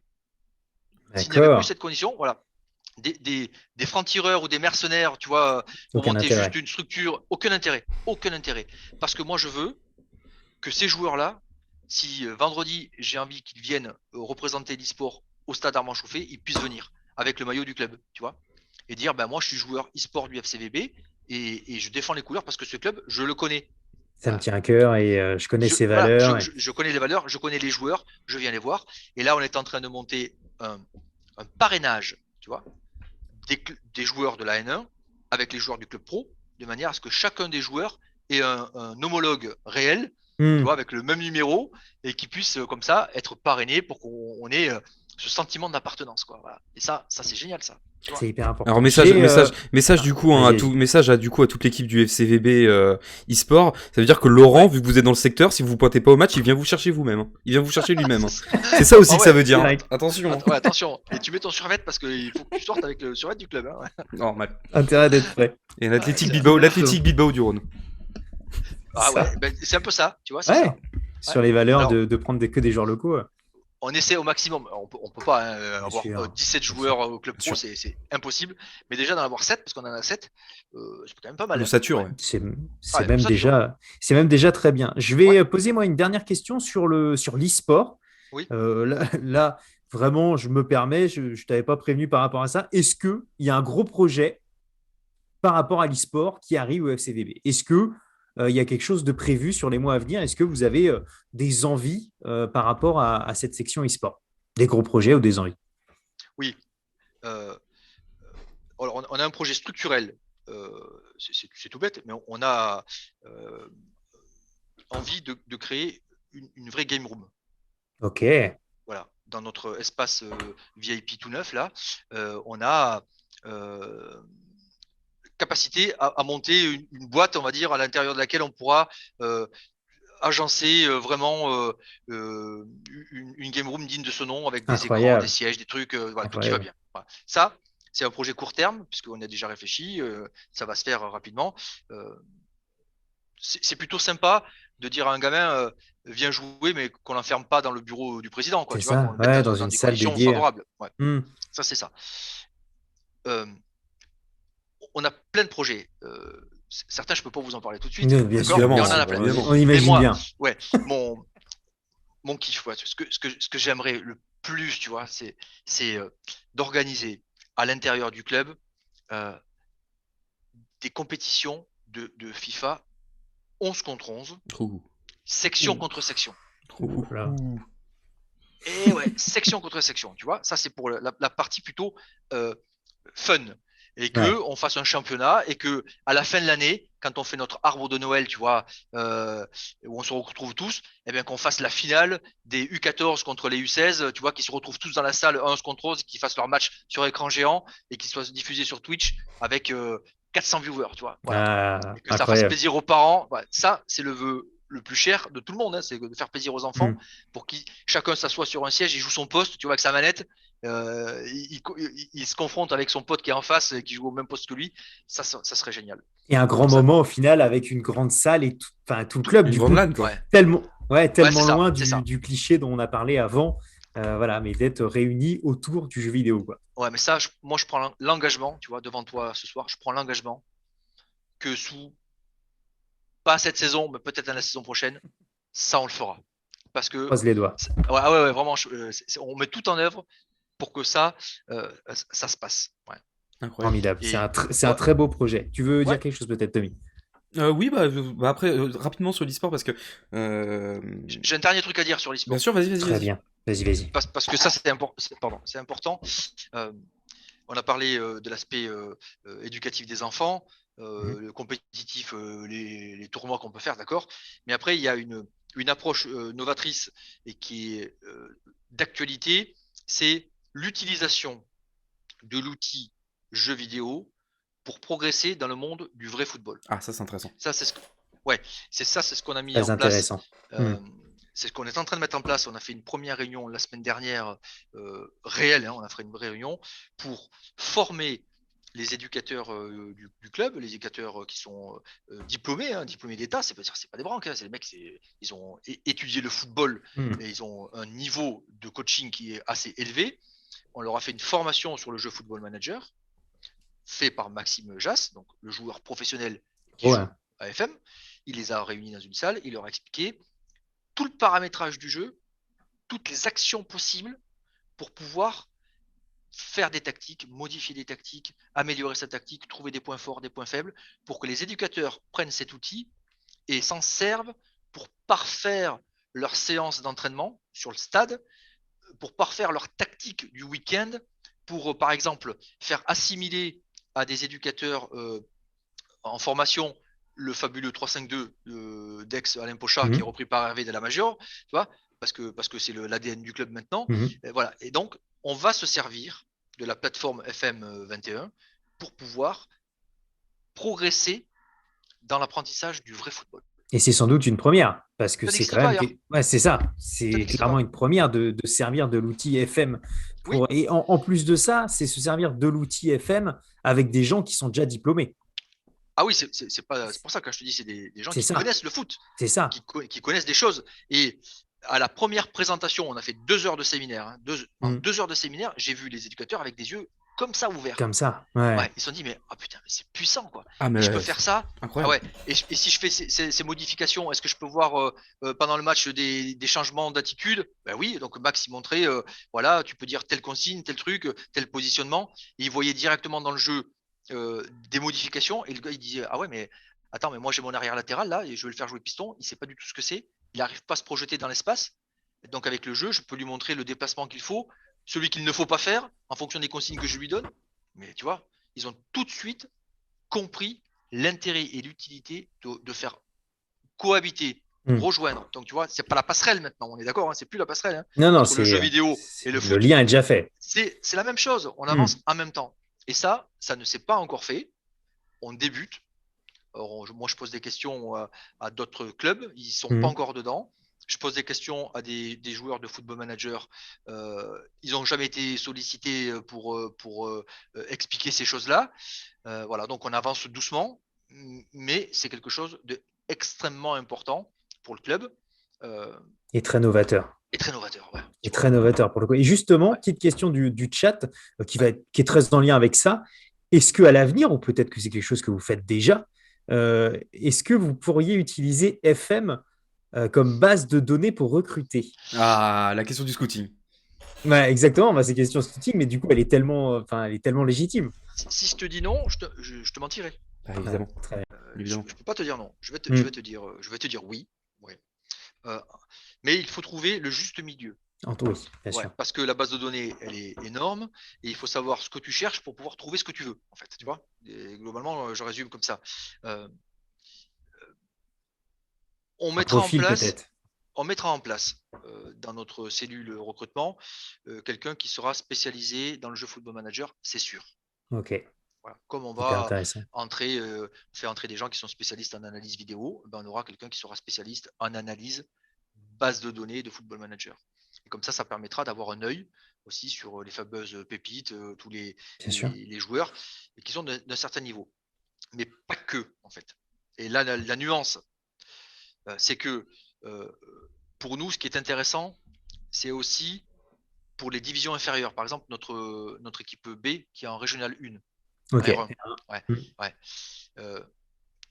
Tu peux aisément comprendre que quand tu as un club qui a une équipe en National 1 et une équipe en R1, il y a beaucoup de joueurs de la région qui postulent pour entrer en R1 avec l'objectif de pouvoir intégrer peut-être le groupe pro après, quoi, tu vois. Donc, ça veut dire qu'on a des demandes entrantes qui sont énormes. Et donc, la base de données qui est celle des divisions en dessous, de la R3, R2, R1, pourrait nous servir déjà à vérifier les profils des postulants, voir s'ils sont compatibles avec le système en fonction de leurs caractéristiques et peut-être déjà, tu vois, un peu de dégrossir le terrain en disant, là, on a des joueurs, ça correspond pas du tout, quoi. On cherche je sais pas, tu vois, un défenseur central de grande taille parce qu'à 5, il faut un grand au milieu. Si le postulant, on voit que il est inférieur à 1m80, ça va pas le faire, quoi. Même s'il est bon, tu vois, voilà. Donc, ça permet comme ça d'avoir directement avec la base de données peut-être des attributs qui peuvent nous dire oui ou non, on va le tester ou on le teste pas. Ouais, ce que tu nous dis, c'est qu'en gros, Football Manager, évidemment, n'est pas une vérité absolue, mais ça permet d'être un filtre, en fait. Oui, ouais, c'est un outil, c'est une aide à d'autres, et tu mets ça en balance avec d'autres paramètres qui te permettent d'aiguiller ton choix, tu vois, de savoir si tu vas y aller ou tu ne vas pas y aller. Mais c'est pas ça qui va nous trancher Non, ça en te disant oui, c'est réduit je prends, je là. prends pas. Mm. Ouais, Ouais, tu filtres un petit peu les possibilités et les infos que tu avais exactement. déjà. À moins que tu aies éventuellement, tu me dis Laurent, si tu as éventuellement un autre point que tu voudrais aborder par rapport à l'e-sport, là je voulais repasser sur le côté fonctionnement au Eh oui. quotidien du club. Oui, bien sûr. Voilà, parce que ça, évidemment, que nous, on s'imagine avec la Ligue 1, les déplacements, par exemple, je fais faire la transition avec les déplacements, On va parler du Ouais. Covid, évidemment. et bien sûr, savoir un petit peu comment fonctionnait tout simplement un club de N1. Moi, les questions là qui me viennent à l'esprit, Oui, que j'ai notées pour te donner une piste, ça va être par exemple les déplacements, parce qu'en national, vous êtes à Villefranche, mais il y a des clubs comme Concarneau, il y a des ouais, clubs en Corse avec Bastia. Bastia. Comment ça se passe au niveau des déplacements? J'ai noté aussi savoir, mais tu as déjà un petit peu répondu tout à l'heure avec les différents contrats, savoir si au niveau des salaires et si les joueurs devaient avoir un travail à côté. Et après, on va venir sur la question du Covid. Déjà, je vais te laisser ça et après, on viendra sur la D'accord, donc question du trois Covid. questions. Ouais. Alors, euh, les déplacements sont longs et compliqués pour le championnat du national. Ouais, Parce que tu as les forcément. extrêmes. Tu as Bastia, Concarneau, Saint-Brieuc, tu vois, Ouais. tu as vite fait de faire des kilomètres. Euh, on fonctionne comme les clubs professionnels, c'est-à-dire qu'on se déplace la veille. Ok. On se déplace la veille pour pouvoir avoir une nuit de repos et un réveil musculaire le matin qui soit adapté à la compétition. Parce que si tu fais pas ça, si tu passes 4 heures dans un train ou même 2 heures dans un avion, Hmm. quand tu arrives pour jouer à 18 heures, c'est extrêmement compliqué pour ces organismes-là. Donc, Hmm. les prépas physiques et les kinés ont vraiment travaillé le dossier et ont fait le déplacement la veille, avec une nuit à l'hôtel, bien entendu. Ouais. Alors, quelquefois, on a une deuxième nuit d'hôtel après le match, ou alors on rentre direct Le quand c'est soir. possible. Quand c'est Hmm. possible, on rentre direct. Donc, si c'est du minibus, les joueurs dorment dans le minibus. C'est ça. Mais autrement, on essaie. Alors, quand il y a un transport en commun type TGV, on est obligé de rester. On part le lendemain à 5h Hmm. ou 5h30 pour arriver tôt. Donc ça fait des beaux déplacements. Mais on essaie, tu vois, d'organiser surtout le fait que le matin, il puisse y avoir un réveil musculaire. Il y a de l'avion dans vos déplacements? Oui, pour la Corse. Pour Principalement la pour la Corse. Corse. Ouais. Ok. Pour Bastia Borgo et pour le SC Bastia, c'est un avion. Alors, le président, qui est un fanat de foot, je te le Hmm. dis, Ouais, ouais. il affrète un jet privé pour pouvoir faire ces déplacements-là et pour pouvoir amener des partenaires et des sponsors aussi avec lui dans les Ok. déplacements, en plus des joueurs. Voilà. Donc c'est très très convivial, c'est bien fait, voilà. Ça C'est permet à tout top. le monde de profiter. Voilà. Et alors ces déplacements ils coûtent cher, Forcément. parce que tu as un groupe étoffé, plus les prépas, les adjoints, les dirigeants, les accompagnants. Souvent, ça c'est 22 à 23 personnes. C'est un gros budget, mais ce budget, il est en très très grande partie pris en charge par la fédération. Ok. Ouais, voilà, il y a un gros forfait qui est pris par la Fédé, et donc ça permet comme ça de mettre les joueurs dans de très très bonnes conditions. Ça, c'est super Ouais. pour le coup. Ah oui, mais autrement tu pourrais pas tenir le choc, hein. C'est C'est pas ça. possible, C'est tu ça. peux pas, tu Hmm. peux pas m'étonnes. faire ça. À ce niveau d'intensité physique, tu vois, si t'es pas préparé, si t'es pas reposé, je pense pas que tu puisses faire une Ouais, saison tu peux complète. pas. Non. Hmm. Sans pépin physique, parce que tu cours vite à la catastrophe. Et même pour la qualité du championnat, ils sont tous intérêts, la Fédé. Ouais. Hmm. Après, il y a des déplacements qui peuvent se faire la journée. Tu vois, quand tu vas euh, au Red Star ou à Créteil, Hmm. finalement, avec le TGV à Mâcon ici, en 1h20, tu y es, tu vois. Là, Ouais, tu ça peux te va. permettre de rester 1h20 assis dans un train, c'est vite fait, tu C'est vois, ça. et, voilà, et de marcher après pour récupérer. Donc, il y a des déplacements qu'on peut faire le matin même quand ça se prête. Hmm. Mais l'année dernière, quand on allait à Pau, pour aller à Pau, compliqué. Ultra galère. Ah bah, ouais. Laurent, On Ah ben, n'en c'est plus parle pas. compliqué, c'était Ouais. Pau, hein. Ouais. Laurent, Hmm. je me permets, j'ai une question très rapide, très très Ouais. très rapide dans le sujet. Généralement, du coup, en national, du moins avec le FCVB, vous vous déplacez avec un groupe de combien en général? Alors que le Covid maintenant c'est très restreint, c'est 19 on va dire. Et en temps Autrement normal? c'était jusqu'à 23, Au ouais. 23? Ok. Avec tous les prépas, ouais. Les Ok. adjoints, les prépas, l'entraîneur des gardiens, le dirigeant, le kiné, et les 17 joueurs. Ok. Ouais, tu vois, ça va vite. Ouais. Et ce que tu Euh, disais par rapport à Pau, ouais, c'est qu'en gros, parce que moi je sais ça, du coup, parce qu'en étant à Bordeaux et je sais que vous n'êtes pas loin de Lyon, C'est soit tu es obligé d'aller du côté de Marseille pour ensuite remonter, soit en passant par Paris. Donc j'imagine que pour Pau, ça devait être le même souci. T'as pas Toulouse. de lien direct Non. avec cet endroit de la Ouais. France. Lyon-Toulouse en avion. Oh Lyon-Toulouse en là là, avion oh là là, et minibus de Blagnac, minibus jusqu'à Pau. quelle Bon, horreur. t'imagines les déplacements, hein. Ouais. Ah Déjà, ouais. nous, il nous faut quasiment 1 heure pour aller à Saint-Exupéry, tu vois, Hmm. 1 heure de bus, 1 heure d'avion, puis après 2 heures de minibus. Ça fait un sacré déplacement. Donc, si tu pars pas la veille, c'est pas possible. Ouais, tes joueurs, ils arrivent rincés, hein. Ouais, ouais, ouais. Bon, après, en N2, quand on était en N2, c'était pas pareil. Là, on faisait tout en minibus. Et parce La, que jour- la si je journée dis pas même. de Ouais. bêtises, c'est beaucoup plus localisé quand tu es en N2. Non, Non, pas du on avait tout? aussi. Alors, oui, mais par exemple, je me souviens pour la Coupe de France, être allé Ah oui. à Granville Ah oui, en oui. minibus, hein, l'aller-retour dans la journée, hein. Oh là Oh la là. Ah vache. ouais, c'est pour ça. Faut Des être, fois, c'est un peu compliqué. faut être Mais motivé. Et du coup, ouais, la deuxième question, c'était par rapport au savoir s'il y avait des joueurs qui avaient, mais tu avais plus ou moins répondu avec les contrats tout à l'heure, mais si tu avais ouais, des joueurs du coup qui étaient obligés de travailler tout simplement non, à côté plus, en plus des salaires. plus. On n'a aucun joueur qui a une activité professionnelle en dehors du Ah football. ouais. Ce sont tous des joueurs sous contrat. Ok, Tout le groupe, c'est tous des focus. joueurs sous contrat. Donc, on a des contrats professionnels, Hmm. fédéraux et des contrats d'apprentissage, Et qui sont des apprentissage. contrats de travail un peu particuliers, mais qui permettent aux joueurs de ne pas exercer une activité autre que celle du football. Voilà. Est-ce que Euh, Tommy, tu veux peut-être amener la question sur le Covid?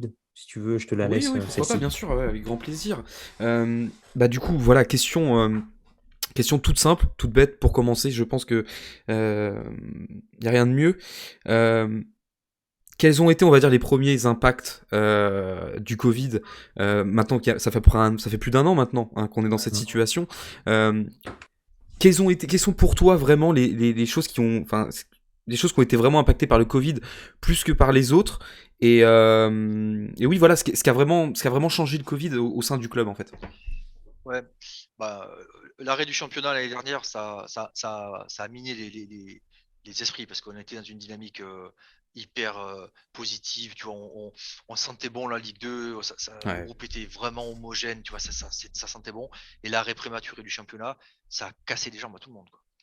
Ah ouais. Et ça, alors, ça a cassé le moral du groupe, des joueurs bien sûr, mais tous les gens qui gravitent autour, hein, les bénévoles, Mhm. les partenaires, tu vois, et le public, ça a créé euh, une rupture momentanée. Parce que euh, ce qui est bien avec notre staff marketing et commercial dont je parlais tout à l'heure, c'est que pendant toute cette période de trouble, le lien a continué avec l'ensemble de nos abonnés, partenaires. Il y a eu des événements qui ont été faits, notamment grâce à l'e-sport. On a fait des tournois partenaires, des tournois licenciés. Et, et on a toujours continué à avoir des rendez-vous visio avec un certain nombre de partenaires pour échanger sur les choses. Mhm. Tu vois. Donc on a gardé ce lien. Euh, quand le championnat a repris au mois d'août dernier, là, euh, tout le monde était satisfait de la reprise, bah, sauf qu'on n'a pas eu de public. Tu vois. Ah C'est ouais. pas qu'on en a beaucoup du Mhm. public. On a, mais quand tu joues à huis clos, après tu vois avec le confinement, là, quand tu joues à huis clos et qu'on Mhm. te dit finalement tes 500 spectateurs ouais, assidus, bah, tu es obligé de regarder FFF TV, encore heureux qu'il y ait FFF TV, C'est ça. quelquefois, voilà, là tu dis, aïe, il faut pas que ça dure trop longtemps parce que ces passionnés-là, euh, est-ce qu'ils reviendront après, tu vois? Est-ce qu'ils C'est la question. reviendront? Est-ce qu'ils ne Mhm. seront pas migrés vers autre chose? Voilà. Et donc, on a toujours essayé de conserver ça. Et pour, euh, euh, pour essayer de créer du lien encore, ben, on a utilisé par exemple Twitch, tu vois, pour Mhm. diffuser des matchs de Coupe de France. On a diffusé plein de matchs de Coupe de France. On a utilisé Twitch pour diffuser des matchs des féminines, pour montrer à nos abonnés, à nos supporters qu'il n'y avait pas que la N1. Tu vois, il y avait aussi d'autres sections qui jouaient. Donc ça, c'était avant l'arrêt total des championnats. Ouais. Ouais. Donc voilà, on a essayé de conserver ça. Et le Covid, en fait, ne nous a pas impacté financièrement. Ok. ah bon, Ah oui, ça, tu vois, c'est une idée reçue que le Covid. Alors, je parle des clubs de national, hein. Oui, bien National sûr. 1, pas N2, N3, N. Voilà. Parce que je fais pas de politique du tout, hein, attention, hein, non je te non, parle bien sûr, du bien point sûr, de bien sûr. vue du sport et du club. Les mesures qui ont été prises par les plus hautes instances de l'État et par le ministère de la Jeunesse et des Sports ont permis de minimiser l'impact financier en fait sur les clubs de N1. Ok. Les clubs de N1 n'ont pas de droit TV. On n'en a pas. On n'a pas de droit TV. C'est que la LFP qui gère ça, Ligue 1, Ligue 2. Donc nous, on n'a pas été impacté par les médias pro, Canal+, et compagnie. Là, on n'a pas été impacté. Nous, on a été aidé par la fédération pour compenser le manque à gagner issu de la baisse des entrées payantes au stade. Parce qu'on était secteur à risque, un peu comme la culture, parce qu'on a exactement les mêmes avantages qu'au ministère de la Culture pour les théâtres et les cinémas, les mêmes aides. C'est-à-dire qu'on compense les entrées qui ne sont pas payantes par une subvention qui est faite par la FFF. Et Noël Le Graët, qui était président, qui a été réélu, s'était engagé à une dotation significative pour les clubs de N1. Il a tenu parole pour moitié. Et maintenant qu'il est aux affaires, je pense qu'il va tenir parole pour l'autre moitié qui manquante, tu vois, et qui va permettre comme ça de bien équilibrer. Alors peut-être que si ça avait été un autre président, l'autre moitié, on n'aurait pas vu la couleur, mais là, je pense que dans cette dotation exceptionnelle, la Fédé va nous aider. Tu vois. Mais alors, au niveau des aides de l'État, pour ça a bien fonctionné. Il y a eu une aide fantastique, c'est quoi dire, mais c'est fantastique pour les clubs de N1, c'est l'exonération des charges sociales sur les salaires des joueurs. Ok. Que les clubs de N2 et N3 n'ont pas, parce que ce ne sont pas des joueurs sous contrat comme les nôtres professionnels. Donc eux, ils sont défrayés avec un système qui est un système archaïque de primes, tu vois, de frais de déplacement, des choses archaïques, alors que nous, on a des salariés, et donc les salariés, avec l'exonération des charges sociales sur les salaires, ça nous a enlevé pour la trésorerie une part non négligeable de nos charges. Et finalement, tu vois, ça a donné un bol d'air. Ça, plus le prêt garanti par l'État, le PGE, on a pris un PGE sur 5 ans, comme toute entreprise. Hein, tu vois. Voilà, au final. Ça a permis d'absorber une trésorerie qui était peut-être un peu compliquée dans les premiers mois de Covid, mais ça a permis de payer tous les salaires de tout le monde, tu vois, de tous les joueurs et les salariés du club, parce qu'il y a d'autres salariés. Et ça, compte tenu aussi des finances plutôt saines du club, ça a permis d'avoir une visibilité et de ne pas avoir peur de l'avenir. Ouais, c'est ça. Et au final, ce qui vous embête peut-être le plus là-dedans, ça va être le manque à gagner sur la billetterie, peut-être. Au final, c'est peut-être ça le plus problématique. Bon, je ne peux pas te dire non. Quand tu n'as pas de gens qui viennent te voir au stade, tu as un manque à gagner au niveau de la billetterie, ou des produits dérivés, tu vois, la vente de maillots, la boutique, voilà, il y a plein de choses. Mais sur un budget de 2,3 millions, parce que c'est le budget du club, 2,3 millions, 2,3 millions. Ouais, la billetterie, ça représente 100 000 euros, tu vois. C'est un vendeur. Voilà. Donc, c'est pas ça qui va plomber les comptes du club, sachant qu'on a aussi une subvention par la Fédé, finalement. Si tu entends un club de national dire oh là là, on n'a pas de spectateurs, ça va nous mettre en faillite, c'est pas vrai. C'est pas vrai, c'est pas ça qui cause le déficit. C'est pas ça. Et du coup, j'ai une question qui est dans le chat et que j'aurai une petite aussi après. Ok. Et qu'on s'est posé un peu avant, justement, tu en as parlé rapidement avec Mediapro et Canal. C'est un mythe, tu vas nous dire du coup si oui ou non c'est le cas. C'est un mythe qu'on a un petit peu, mais moi j'ai toujours entendu dire que les clubs amateurs recevaient un petit peu d'argent. Après, vous n'êtes pas amateur, vous êtes plutôt semi-pro, mais de recevoir de l'argent des droits télé. C'est connu que Ligue 1, Ligue 2, voilà, mais qu'il y a toujours une petite partie qui est reversée et c'est zéro. Zéro. D'accord. Rien. Très bien. D'où ce qui se trame et qui se dit, et ça, il n'y a pas de fumée sans feu, que les présidents du club de national se réunissent souvent pour envisager la création d'une Ligue 3. Ok. Il y a eu récemment, j'ai lu ça. Toutes les semaines, il y a des réunions qui se font de manière à présenter un projet structuré et viable pour présenter à la LFP un projet de création de Ligue 3 qui, elle, aurait les mêmes avantages que la Ligue 2 et notamment le reversement des droits TV. D'une partie de la télé. Ce que vous avez entendu sûrement par les médias, c'est qu'il y a eu des réunions entre la Ligue 1 et la Ligue 2 pour redistribuer l'argent des droits TV et pour faire plaisir au club de national en leur disant tiens, vous allez vous partager un petit peu du pactole, on va vous donner un petit peu. Mais quand est arrivé le scandale Mediapro Canal+, que tout le monde a vu que la manne financière elle allait s'arrêter là, les vannes se sont fermées. Hein. Tu m'étonnes. Oui, Et donc la redistribution vers le national, ça s'est arrêté net. Tu m'étonnes. Net. forcément. Donc voilà, il n'y a pas eu solidarité envers tous les clubs. Voilà. Et même la Ligue 2, je peux te dire que la Ligue 2, il y en a qui vont descendre peut-être de Ligue 2 en national, ils seront peut-être pas bien vus parce qu'ils ont vraiment fermé les robinets pour pas qu'on bénéficie de la redistribution des D'accord. droits TV. Ouais. Mais Ok. voilà, c'est un faux ami, tu vois, c'est pas vrai. On n'a pas. Ben, comme quoi, tu vois, c'est quelque chose voilà, qu'on entend souvent et qui au final, Je- n'est pas vrai. C'est bien d'avoir Ouais. l'info. Je voudrais poser une question très rapide. Pareil, hein, j'aime bien poser une petite question au milieu comme ça qui s'incorpore Très bien. dans ton Vas-y. propos. Vous vous situez où au niveau du championnat national avec du coup tu nous disais un budget de 2,3 millions à peu près, c'est ça? Vous vous situez où au niveau on va dire du classement des budgets nationaux à peu près? On est milieu de tableau, un peu en dessous du milieu de tableau. Ok, d'accord. Ouais, donc vous êtes plutôt Ouais. bien dans les objectifs en Sachant. fait par rapport on va dire façon de parler. Ouais. Mais je suis pas fan du concept de ratio on va dire position Budget au classement, ouais. classement Ouais. et financier parce que bon voilà, mais bon c'est quand même intéressant même pour nos amis qui nous regardent de se faire une idée d'à peu près 2,3 millions, ça situe quoi dans un championnat comme le national.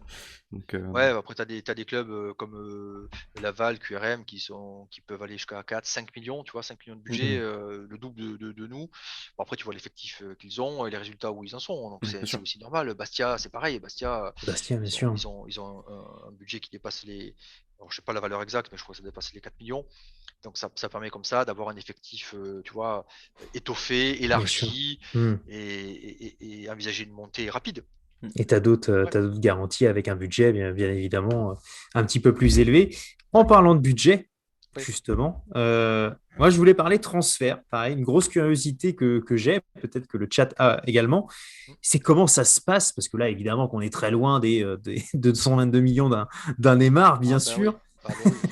Comment ça se passe? Est-ce qu'il y a des transferts, des vrais transferts qui se font? Est-ce que c'est beaucoup de prêts? Est-ce que c'est des joueurs libres? Comment ça se passe au niveau d'un recrutement d'un club de National 1? C'est très compliqué parce qu'il y a des joueurs libres, bien entendu, Mhm. et plus que ce qu'on croit, parce que les contrats des joueurs sont souvent des contrats très très courts, Court. Hein. 1 an, tu vois. Mhm. Les joueurs qui ont des contrats de 2 ans, il y en a très très peu, 3, ça n'existe quasiment pas à ce niveau, mais c'est plutôt un contrat annuel, et donc ça veut dire Ok. qu'en fin de saison, on retrouve beaucoup de joueurs libres. Euh, euh, il n'y a pas vraiment de marché du transfert. Il n'y a pas une valeur marchande. Alors, quand tu Mhm. vois sur Transfer Market, l'application des Oui, valeurs en très euros, en connu. kilo-euros Mhm. de joueurs du national, c'est juste pour montrer la qualité que peut avoir Mhm. le joueur Oui, par le rapport à joueur. d'autres, tu vois, mais Mhm. c'est pas une valeur de négociation marchande. Parce que les joueurs qui sont sous contrat fédéral, en fait, c'est comme le code du travail, quoi, tu vois, ils ont un CDD, c'est un Ouais. CDD, un Mhm. contrat à durée déterminée, euh, qui n'ont pas le droit de négocier, en fait. Tu vois, c'est comme un Mhm. contrat de travail. Donc, C'est ça. si tu veux, tu peux pas partir comme tu veux, en fait. Tu vois, tu peux pas dire, Mhm. un club m'appelle, J'en il ai paye ma marre. clause de libération pour que j'aille chez lui. Tu peux pas. C'est Mhm. un vrai contrat de travail, comme une convention collective en entreprise. Donc, aujourd'hui, les clubs de national, pour les joueurs qui sont en contrat fédéral, peuvent bloquer le départ d'un joueur, même si le club qui veut l'acquérir propose de l'argent. Parce qu'on est Il faut l'accord. sous une forme de Mhm. contrat de travail classique. Voilà. Et donc, il y a pas, il y a pas de transfert De financier. transfert financier, c'est ça. Voilà. Ok. Il peut y avoir de la rétribution de transfert sur des joueurs qui ont été formés au club Oui. et qui sont Oui. partis dans des structures professionnelles. C'est le cas de Maxime Gonalon, par exemple. Maxime Gonalon, Mhm. qui est joueur formé à Villefranche. Ah, je savais pas ça. Mhm. Oui, formé à Villefranche, dans les catégories jeunes, qui est parti à l'Olympique Lyonnais en centre de formation. Et puis quand il a été revendu, c'était où, à la Roma en premier? Je crois que c'est À la la Roma. Roma La en premier, Roma. je crois. Ouais. Mhm. Ben, donc, nous, on a touché un petit peu d'argent parce que on l'avait formé, donc en rétrocession. On a Ok. touché un petit billet sympa qui paye les casse-croûtes, tu vois.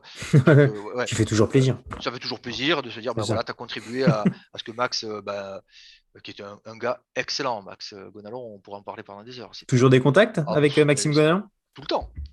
Ok, trop bien. Il a fait Attaché à la longtemps ville partie encore? du conseil d'administration du club, Ah, Max. Très Ouais, bien. bien sûr, c'est pour ça.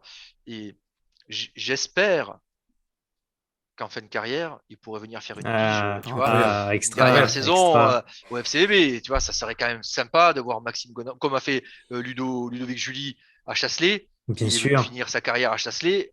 Hmm. Pourquoi pas voir Max Gonalon à Villefranche, tu vois, c'est possible. Ça bosse sur le dossier, quoi. Ça Ah, essaye c'est Oh là de là, il y a de faire l'exclu rentrer là. l'idée. Total exclu, les amis. Max, il faut que tu regardes le replay. Il faut regarder le Ouais, replay parce que il y a un appel du pied là. c'est ça. Mais, Ouais, et du coup, au niveau des prêts, parce que ça c'est ouais, intéressant aussi, j'imagine qu'en National 1, ça doit être quelque chose de très fréquent aussi, du coup, les prêts. très très fréquent. Des clubs pro, on nous paye, nous prêtent des joueurs et nous payent leur salaire, en fait, Voilà. Et pour eux, qu'ils aient c'est du temps de eux, jeu. assument. Hmm. Voilà, pour qu'ils aient du temps de jeu, pour qu'ils puissent s'aguerrir quand ils sont jeunes. Euh, Bah, nous, c'est le cas d'Alex Loré, qui est chez nous en défense centrale, qui vient des Girondins de Bordeaux, Ok, qui nous est prêté par Bordeaux. Et Bordeaux prend en charge totalement les émoluments du jeune Loré. Ouais. d'accord. Mais Oui, par donc contre, il joue.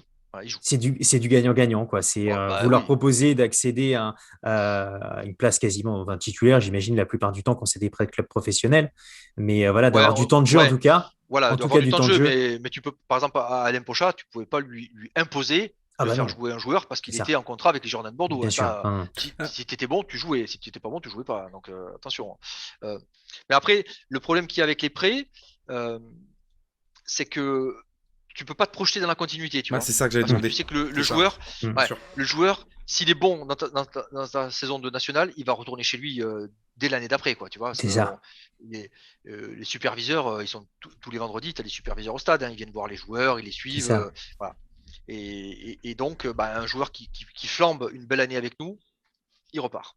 Il est Ouais, content. ça te profite à court terme, quoi. Ouais, Tu peux voilà. pas Donc, te projeter avec. ben, si tu as une ambition, tu vois, de faire une montée rapide et que tu n'as pas les moyens de recruter des joueurs en contrat fédéral parce que c'est quand même des beaux salaires, Hmm, c'est cher, hein, bien sûr. Hmm. ben, tu te ferais prêter comme ça des joueurs de haut niveau qui ont une belle progression.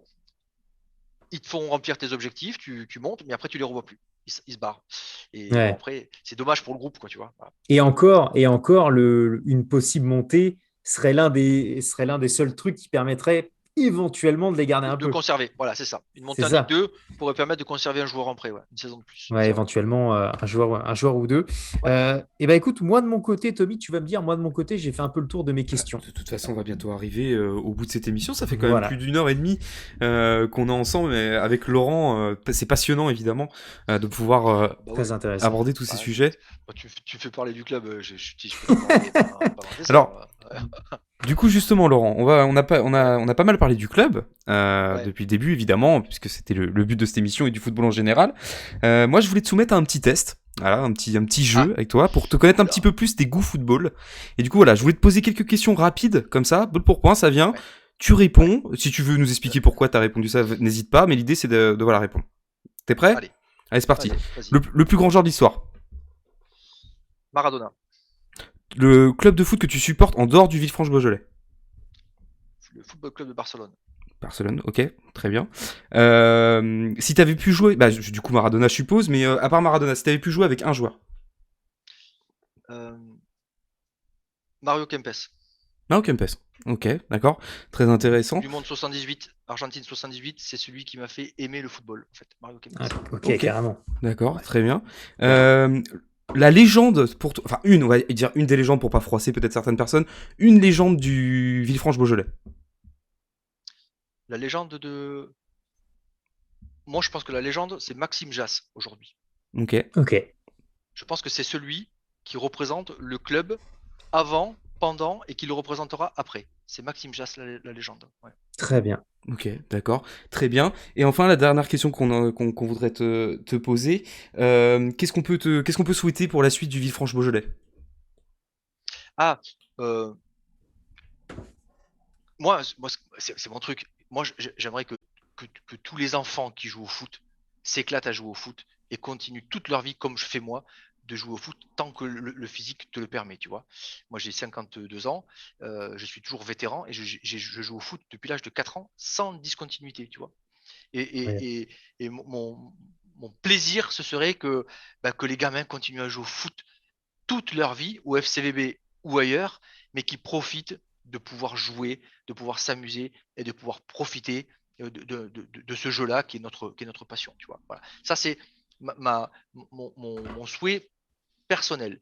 Ensuite, moi, j'aimerais que le club puisse entrer dans le monde professionnel par la Ligue 2 de la manière la plus honorable possible et avec la plus de stabilité possible, que structurellement, tu vois, on puisse y aller et se dire, bon, ben voilà, on est prêt pour, et on va pas faire l'ascenseur, on va pas faire les marionnettes, tu vois, en montrant que un petit village de 25 000 habitants, un peu comme a fait l'USNAC, tu vois, pour plein de raisons, ça s'est mal passé. Je veux pas qu'on soit le l'USNAC de la Ligue 2. Voilà, tu vois, je veux qu'on soit un club qui montre une belle image, de pourquoi il est là et pourquoi il peut rester à ce niveau-là. Voilà. D- Et si on arrive à faire ça, d- c'est Bah, royal, quoi. Tu ouais, vois. parfait. D'ailleurs, je pense à ça. Il y a un club un petit peu qui, on va dire dans l'histoire en général, est-ce qu'il y a un club dans la trajectoire qui t'inspire ou tu penses qu'il pourrait inspirer un petit peu le Villefranche-Bourget? Parce que moi, dans les clubs qui me viennent un peu en tête, on peut penser par exemple à la belle histoire de Guingamp, par exemple.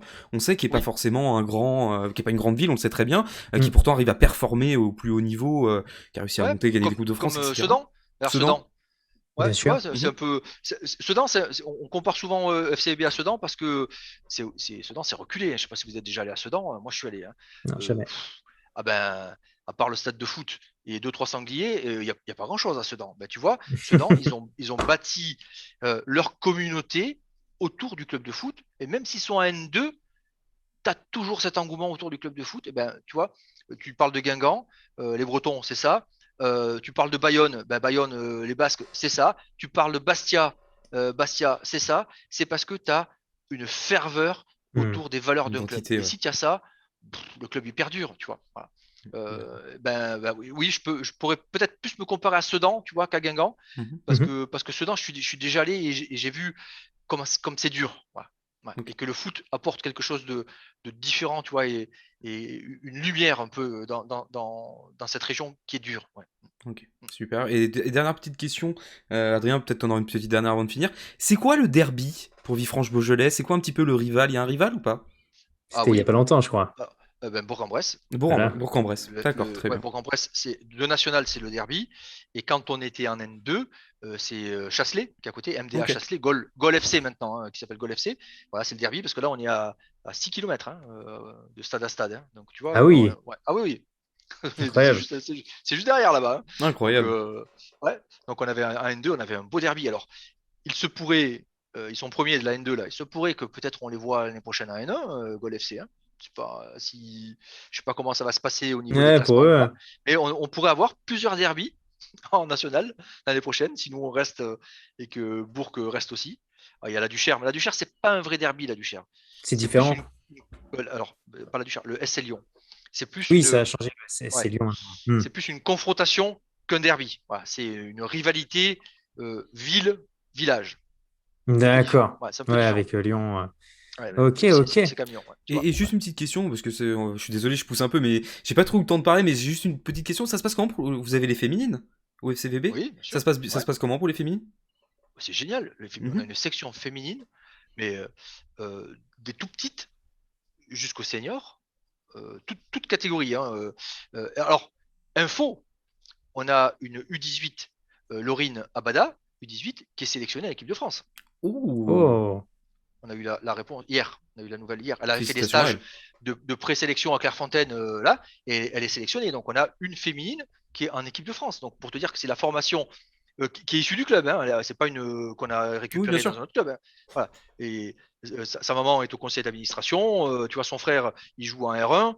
C'est vraiment une famille d'ici. Et la petite, elle est en équipe de France 18 quoi. Et donc la section féminine, ça a été le chantier de ces 5 dernières années, qui a été mené par le vice-président Fabien Ratti, qui a pris ce projet à bras le corps et qui a réussi à créer une véritable section avec attention, une section sportive en collège féminine. ok. Ah ouais, des sections Génial. sportives collège. Donc là, on est en train de monter la section sportive lycée, mais déjà, on a les U13, U14, c'est en section sportive. Ok. Là, l'objectif avoué du vice-président Ratti, c'est de monter en D2. Hein. Ok. Ouais, alors lui, il dit monter en D2 en 5 ans. Il y en a qui disent en 7, mais bon, en 5 ans. Voilà, aujourd'hui, on est en District 1, on est au plus haut niveau de district. Mhm. Peut-être la montée en régional pourrait se faire, mais on est en train de former un groupe de seniors féminines un peu étoffé, tu vois. Ça va y aller, quoi. Ça va y aller parce que les féminines, c'est aussi, pour un club de foot, une vitrine qu'on Bien ne sûr, peut pas bien sûr. négliger. Parce que c'est un vrai football, euh, pas un football, alors c'est pas le terme, j'allais dire à l'ancienne, non, mais c'est un football euh, léché, tu vois, c'est un football, tu vois que ça s'applique. Moi, j'aime bien regarder les matchs de la Coupe du Monde qu'on a vu à, Oui, en France. Ouais. si, au Parc OL, Mhm. c'était un régal, quoi. Les Américaines, quand tu vas jouer Les les Américaines, Américaines, ouais, bien les sûr. Suédoises, c'est un régal. Donc, on a beaucoup regardé ces matchs-là. Et je peux te dire que chez nous, les féminines, c'est un vecteur de progression non négligeable. Vraiment. Ouais. De toute Et c'est un façon, peu comme le reste du club au final. C'est de l'ambition, mais étape par étape, quoi, de façon construite. Oui, oui, c'est ça. C'est vraiment structuré, réfléchi, posé. C'est un peu comme les vignerons d'ici, tu vois. Ils se lèvent pas le matin pour faire des vendanges, tu vois. Ils Mhm. se lèvent, ils vont tailler, tu vois, ils labourent, ils font les choses bien C'est pour ça. avoir une belle récolte. Eh ben, c'est le même état d'esprit que les vignerons du Beaujolais. Ouais. Ouais. Vraiment, c'est exactement ça, quoi. Très bien, très bien. bah, c'est super. En tout cas, je tiens à dire au passage que c'est très bien d'ailleurs que vous ayez développé la section féminine parce que moi, je dois admettre que en 2021, je suis toujours un petit peu choqué. Alors évidemment, il y a peut-être des clubs qui n'ont pas les moyens parce qu'il faut quand même être capable de faire tourner ça. Mais quand je vois des clubs Ouais. qui ont les moyens, qui n'ont toujours pas de section féminine, moi, je trouve ça Incompréhensible. Ouais. moi, de quoi? Incompréhensible. Ouais, moi je vais dire par C'est exemple, tu vois, moi incompréhensible. Ouais. il y a un truc que je comprends pas par exemple, je comprends pas par exemple moi qui est supporter du Stade Rennais par exemple, je comprends pas que le Stade Rennais ait pas de section féminine. Je sais qu'ils sont en route Oui. pour en faire une, mais ça par exemple je ne comprends pas avec les moyens que le Stade Rennais a par exemple. Je sais qu'il y a d'autres clubs hein, évidemment, Ouais. mais ça par Ouais. exemple je sais que c'est quelque chose qui m'a toujours choqué, surtout qu'en plus dans le bassin Rennais, bon ça c'est autre chose, mais dans le bassin Rennais on a beaucoup de très bonnes équipes de féminines, Bréquigny, Oui. etc. Et je trouve ça incroyable qu'on n'ait pas d'équipe à Rennes, mais comme quoi voilà, en tout cas je lance un message à tous les clubs qui ont les moyens. Ah ben Normalement, oui. devrait y avoir des places pour les femmes locales de pouvoir jouer au football, tout simplement. Je comprends, tu vois, Mhm. je comprends même pas qu'on puisse faire un appel à ça alors que ça me paraît tellement Bien sûr, je normal suis complètement aujourd'hui, d'accord. tu vois. Ouais, tellement normal que tu des filles qui s'éclatent sur un terrain et qui jouent au ballon comme tout le monde, quoi, tu vois. Bon, ouais. Ouais, enfin, Alors nous, ouais, moi, je suis vraiment, et c'est pour ça qu'on a diffusé sur Twitch des matchs de seniors féminines, c'est pour montrer au monde entier, on va dire, que les filles elles jouent au foot, elles jouent bien, quoi. Ouais, bien tu vois. sûr, C'est ça. Ouais. complètement. Et Mhm. que c'est pas que l'Olympique Lyonnais qui est la vitrine Ah oui, mondiale du football féminin. Il n'y a pas que l'Olympique Lyonnais, il y a aussi des petites sections. Et ben on a réussi à montrer ça. eh ben, C'est pas mal écoute, ça aussi. eh ben, c'est fantastique. C'est magnifique Ouais, de savoir que le football féminin avance aussi au FCVB. Du coup, bah, je pense qu'on va arriver au bout de cette émission. Laurent et ouais. Adrien, évidemment. On a fait un Du bon petit coup, tour. bah, c'était un Oh, on a sacré parlé petit de plein tour. de choses. Oh, on a parlé de plein de choses. Ouais. Alors, je tenais vraiment à vous remercier au nom du club, euh, bien entendu, et du président Terrier et de l'ensemble du conseil d'administration, puisqu'on en a parlé. Je ne vous cache pas que quand on a une vitrine comme la vôtre, quoi qu'il en soit, on est obligé d'en parler en interne. Bien sûr. Donc, je tenais à vraiment vous remercier de m'avoir moi, permis de parler au nom du club pendant tout ce temps, là, que je ne sais pas quelle heure il est, je n'ai même pas regardé. Il était 23h. 22h47. Ouais, bah, presque pendant 2 heures Mhm. sur notre passion qui est le football et le club. Donc ça, je vous en remercie personnellement et au nom du club. Euh, C'était une émission que vous avez super bien préparée. Merci beaucoup. C'était très bien amené. Euh, on est vraiment à l'aise dans votre émission. Alors, moi, je vous regarde bien sûr faire vos lives commentés qui sont d'une très bonne qualité avec plein de trucs annexes et des quiz, tout ça, c'est fabuleux. Mais dans cette émission qui est plutôt type journalistique, Ouais. ouais, je trouve que c'est une belle émission. Alors, je la regarderai en replay quand même pour voir si j'ai pas dit des conneries parce que ouais, je regarderai ou Logique. ouais. Mais merci à vous. Vraiment, sincèrement, merci à vous pour ce que vous avez fait pour nous parce que c'est pas courant qu'on nous offre cette fenêtre de visibilité. Ouais. Écoute, Bah, merci beaucoup à quand on vous, hein. partage une passion commune, forcément ça simplifie les choses. On voulait vous remercier aussi parce que, comme on le Mhm. disait, pour nous, on est des amateurs aussi. Enfin, nous, on est des amateurs dans notre, on va dire, passion, c'est-à-dire Ouais. de faire du journalisme, etc. Et c'est vrai que d'avoir la possibilité de parler avec toi et de pouvoir parler avec un représentant d'un club de N1, parce que c'est vrai que ça, c'est aussi un autre message que rapidement je veux faire passer et tous ceux qui suivent Sens Tactique le savent déjà. Moi, je sais que je suis toujours peiné de voir que beaucoup de gens, par exemple, considèrent que le football en France, c'est le top 5 de la Ligue 1. Pour être capable de pouvoir développer notre championnat, il faut aussi s'intéresser à la Ligue 2. Je comprends qu'on puisse pas regarder tous les jours, qu'on s'intéresse pas forcément au national. Maintenant, ceux qui vraiment aiment le foot, voilà, pour moi, on doit respecter tout ça parce que c'est aussi grâce aux éducateurs qui travaillent avec les enfants depuis qu'ils ont 10 ans, depuis qu'ils ont 12 ans, etc. qu'on a, par exemple, aujourd'hui, on prend souvent l'exemple avec Adrien d'N'Golo Kanté. À une époque, personne ne savait qui était N'Golo Kanté à Caen, et dès qu'il a explosé, sauf que en réalité, eh ben, tous les gens qui nous regardaient N'Golo Kanté que du côté de Chelsea, par exemple, eh ben, ils se sont ratés quelques années d'N'Golo Kanté à Caen, alors qu'ils auraient pu se les offrir depuis longtemps. Exactement. Tout à fait. Donc c'est important de rappeler ça, et que le football, ce n'est pas que ce qui est clinquant dans tous les sens, et que ce n'est pas que les millions dépensés en Ligue 1, etc. Du coup voilà, c'était un petit message un peu personnel et qui j'espère... Et c'est ce que rappelle Jean-Marc Furlan dans Oui. toutes ses interventions, quelles qu'elles soient publiques ou plus confidentielles sur Twitch et dans les émissions. Il te le rappelle tout le temps, ça. Il te le rappelle que le football, c'est des clubs de quartier, c'est des clubs de village Bien sûr. qui forment des enfants à progresser. Et voilà, et qu'il ne faut pas oublier d'où on vient. Voilà. Du club dans lequel on a été formé et d'où on vient. Et quand tu n'as pas oublié ça, c'est royal. Eh ben écoute Laurent, je crois que tu sais quoi, on va finir là-dessus, parce que je pense que c'était la plus belle phrase qu'on pouvait sortir. Parfait. Laurent, merci beaucoup. Adrien, Merci énormément. Dans ce énormément. sens-là, du coup. Non, dans ce sens-là. Laurent, merci beaucoup. Ah bah non, parce que je suis pas au milieu, moi je me vois au milieu, c'est pas grave. On s'est compris. Laurent, merci beaucoup. Adrien, merci beaucoup. On vous rappelle, Merci, suivez Tommy, merci, le FCVB sur Twitch, suivez le FCVB sur Twitter, etc. Que ce soit Merci, FCVB merci. Club ou la section e-sport du Bien FCVB, sûr. évidemment. Merci encore de nous avoir suivis dans cette émission ce soir. On se retrouve évidemment dès demain pour le match France-Ukraine. Ça ne s'arrête jamais chez Sens Tactique, vous le savez très bien. Jeudi, vous aurez aussi vos jeudis vintage. Après ce week-end, il n'y a pas de Ligue 1, donc normalement on devrait être un petit peu tranquille jusqu'au dimanche. Donc voilà, on aura le temps de se reposer un petit peu. Merci à tous de nous avoir suivis. On vous dit à demain Merci. soir. Et Adrien, c'est pas parce qu'on est en interview, je vais te laisser le mot de la fin comme à chaque fois. Comme d'habitude, les amis, bonne soirée à tous et vive le football. Salut.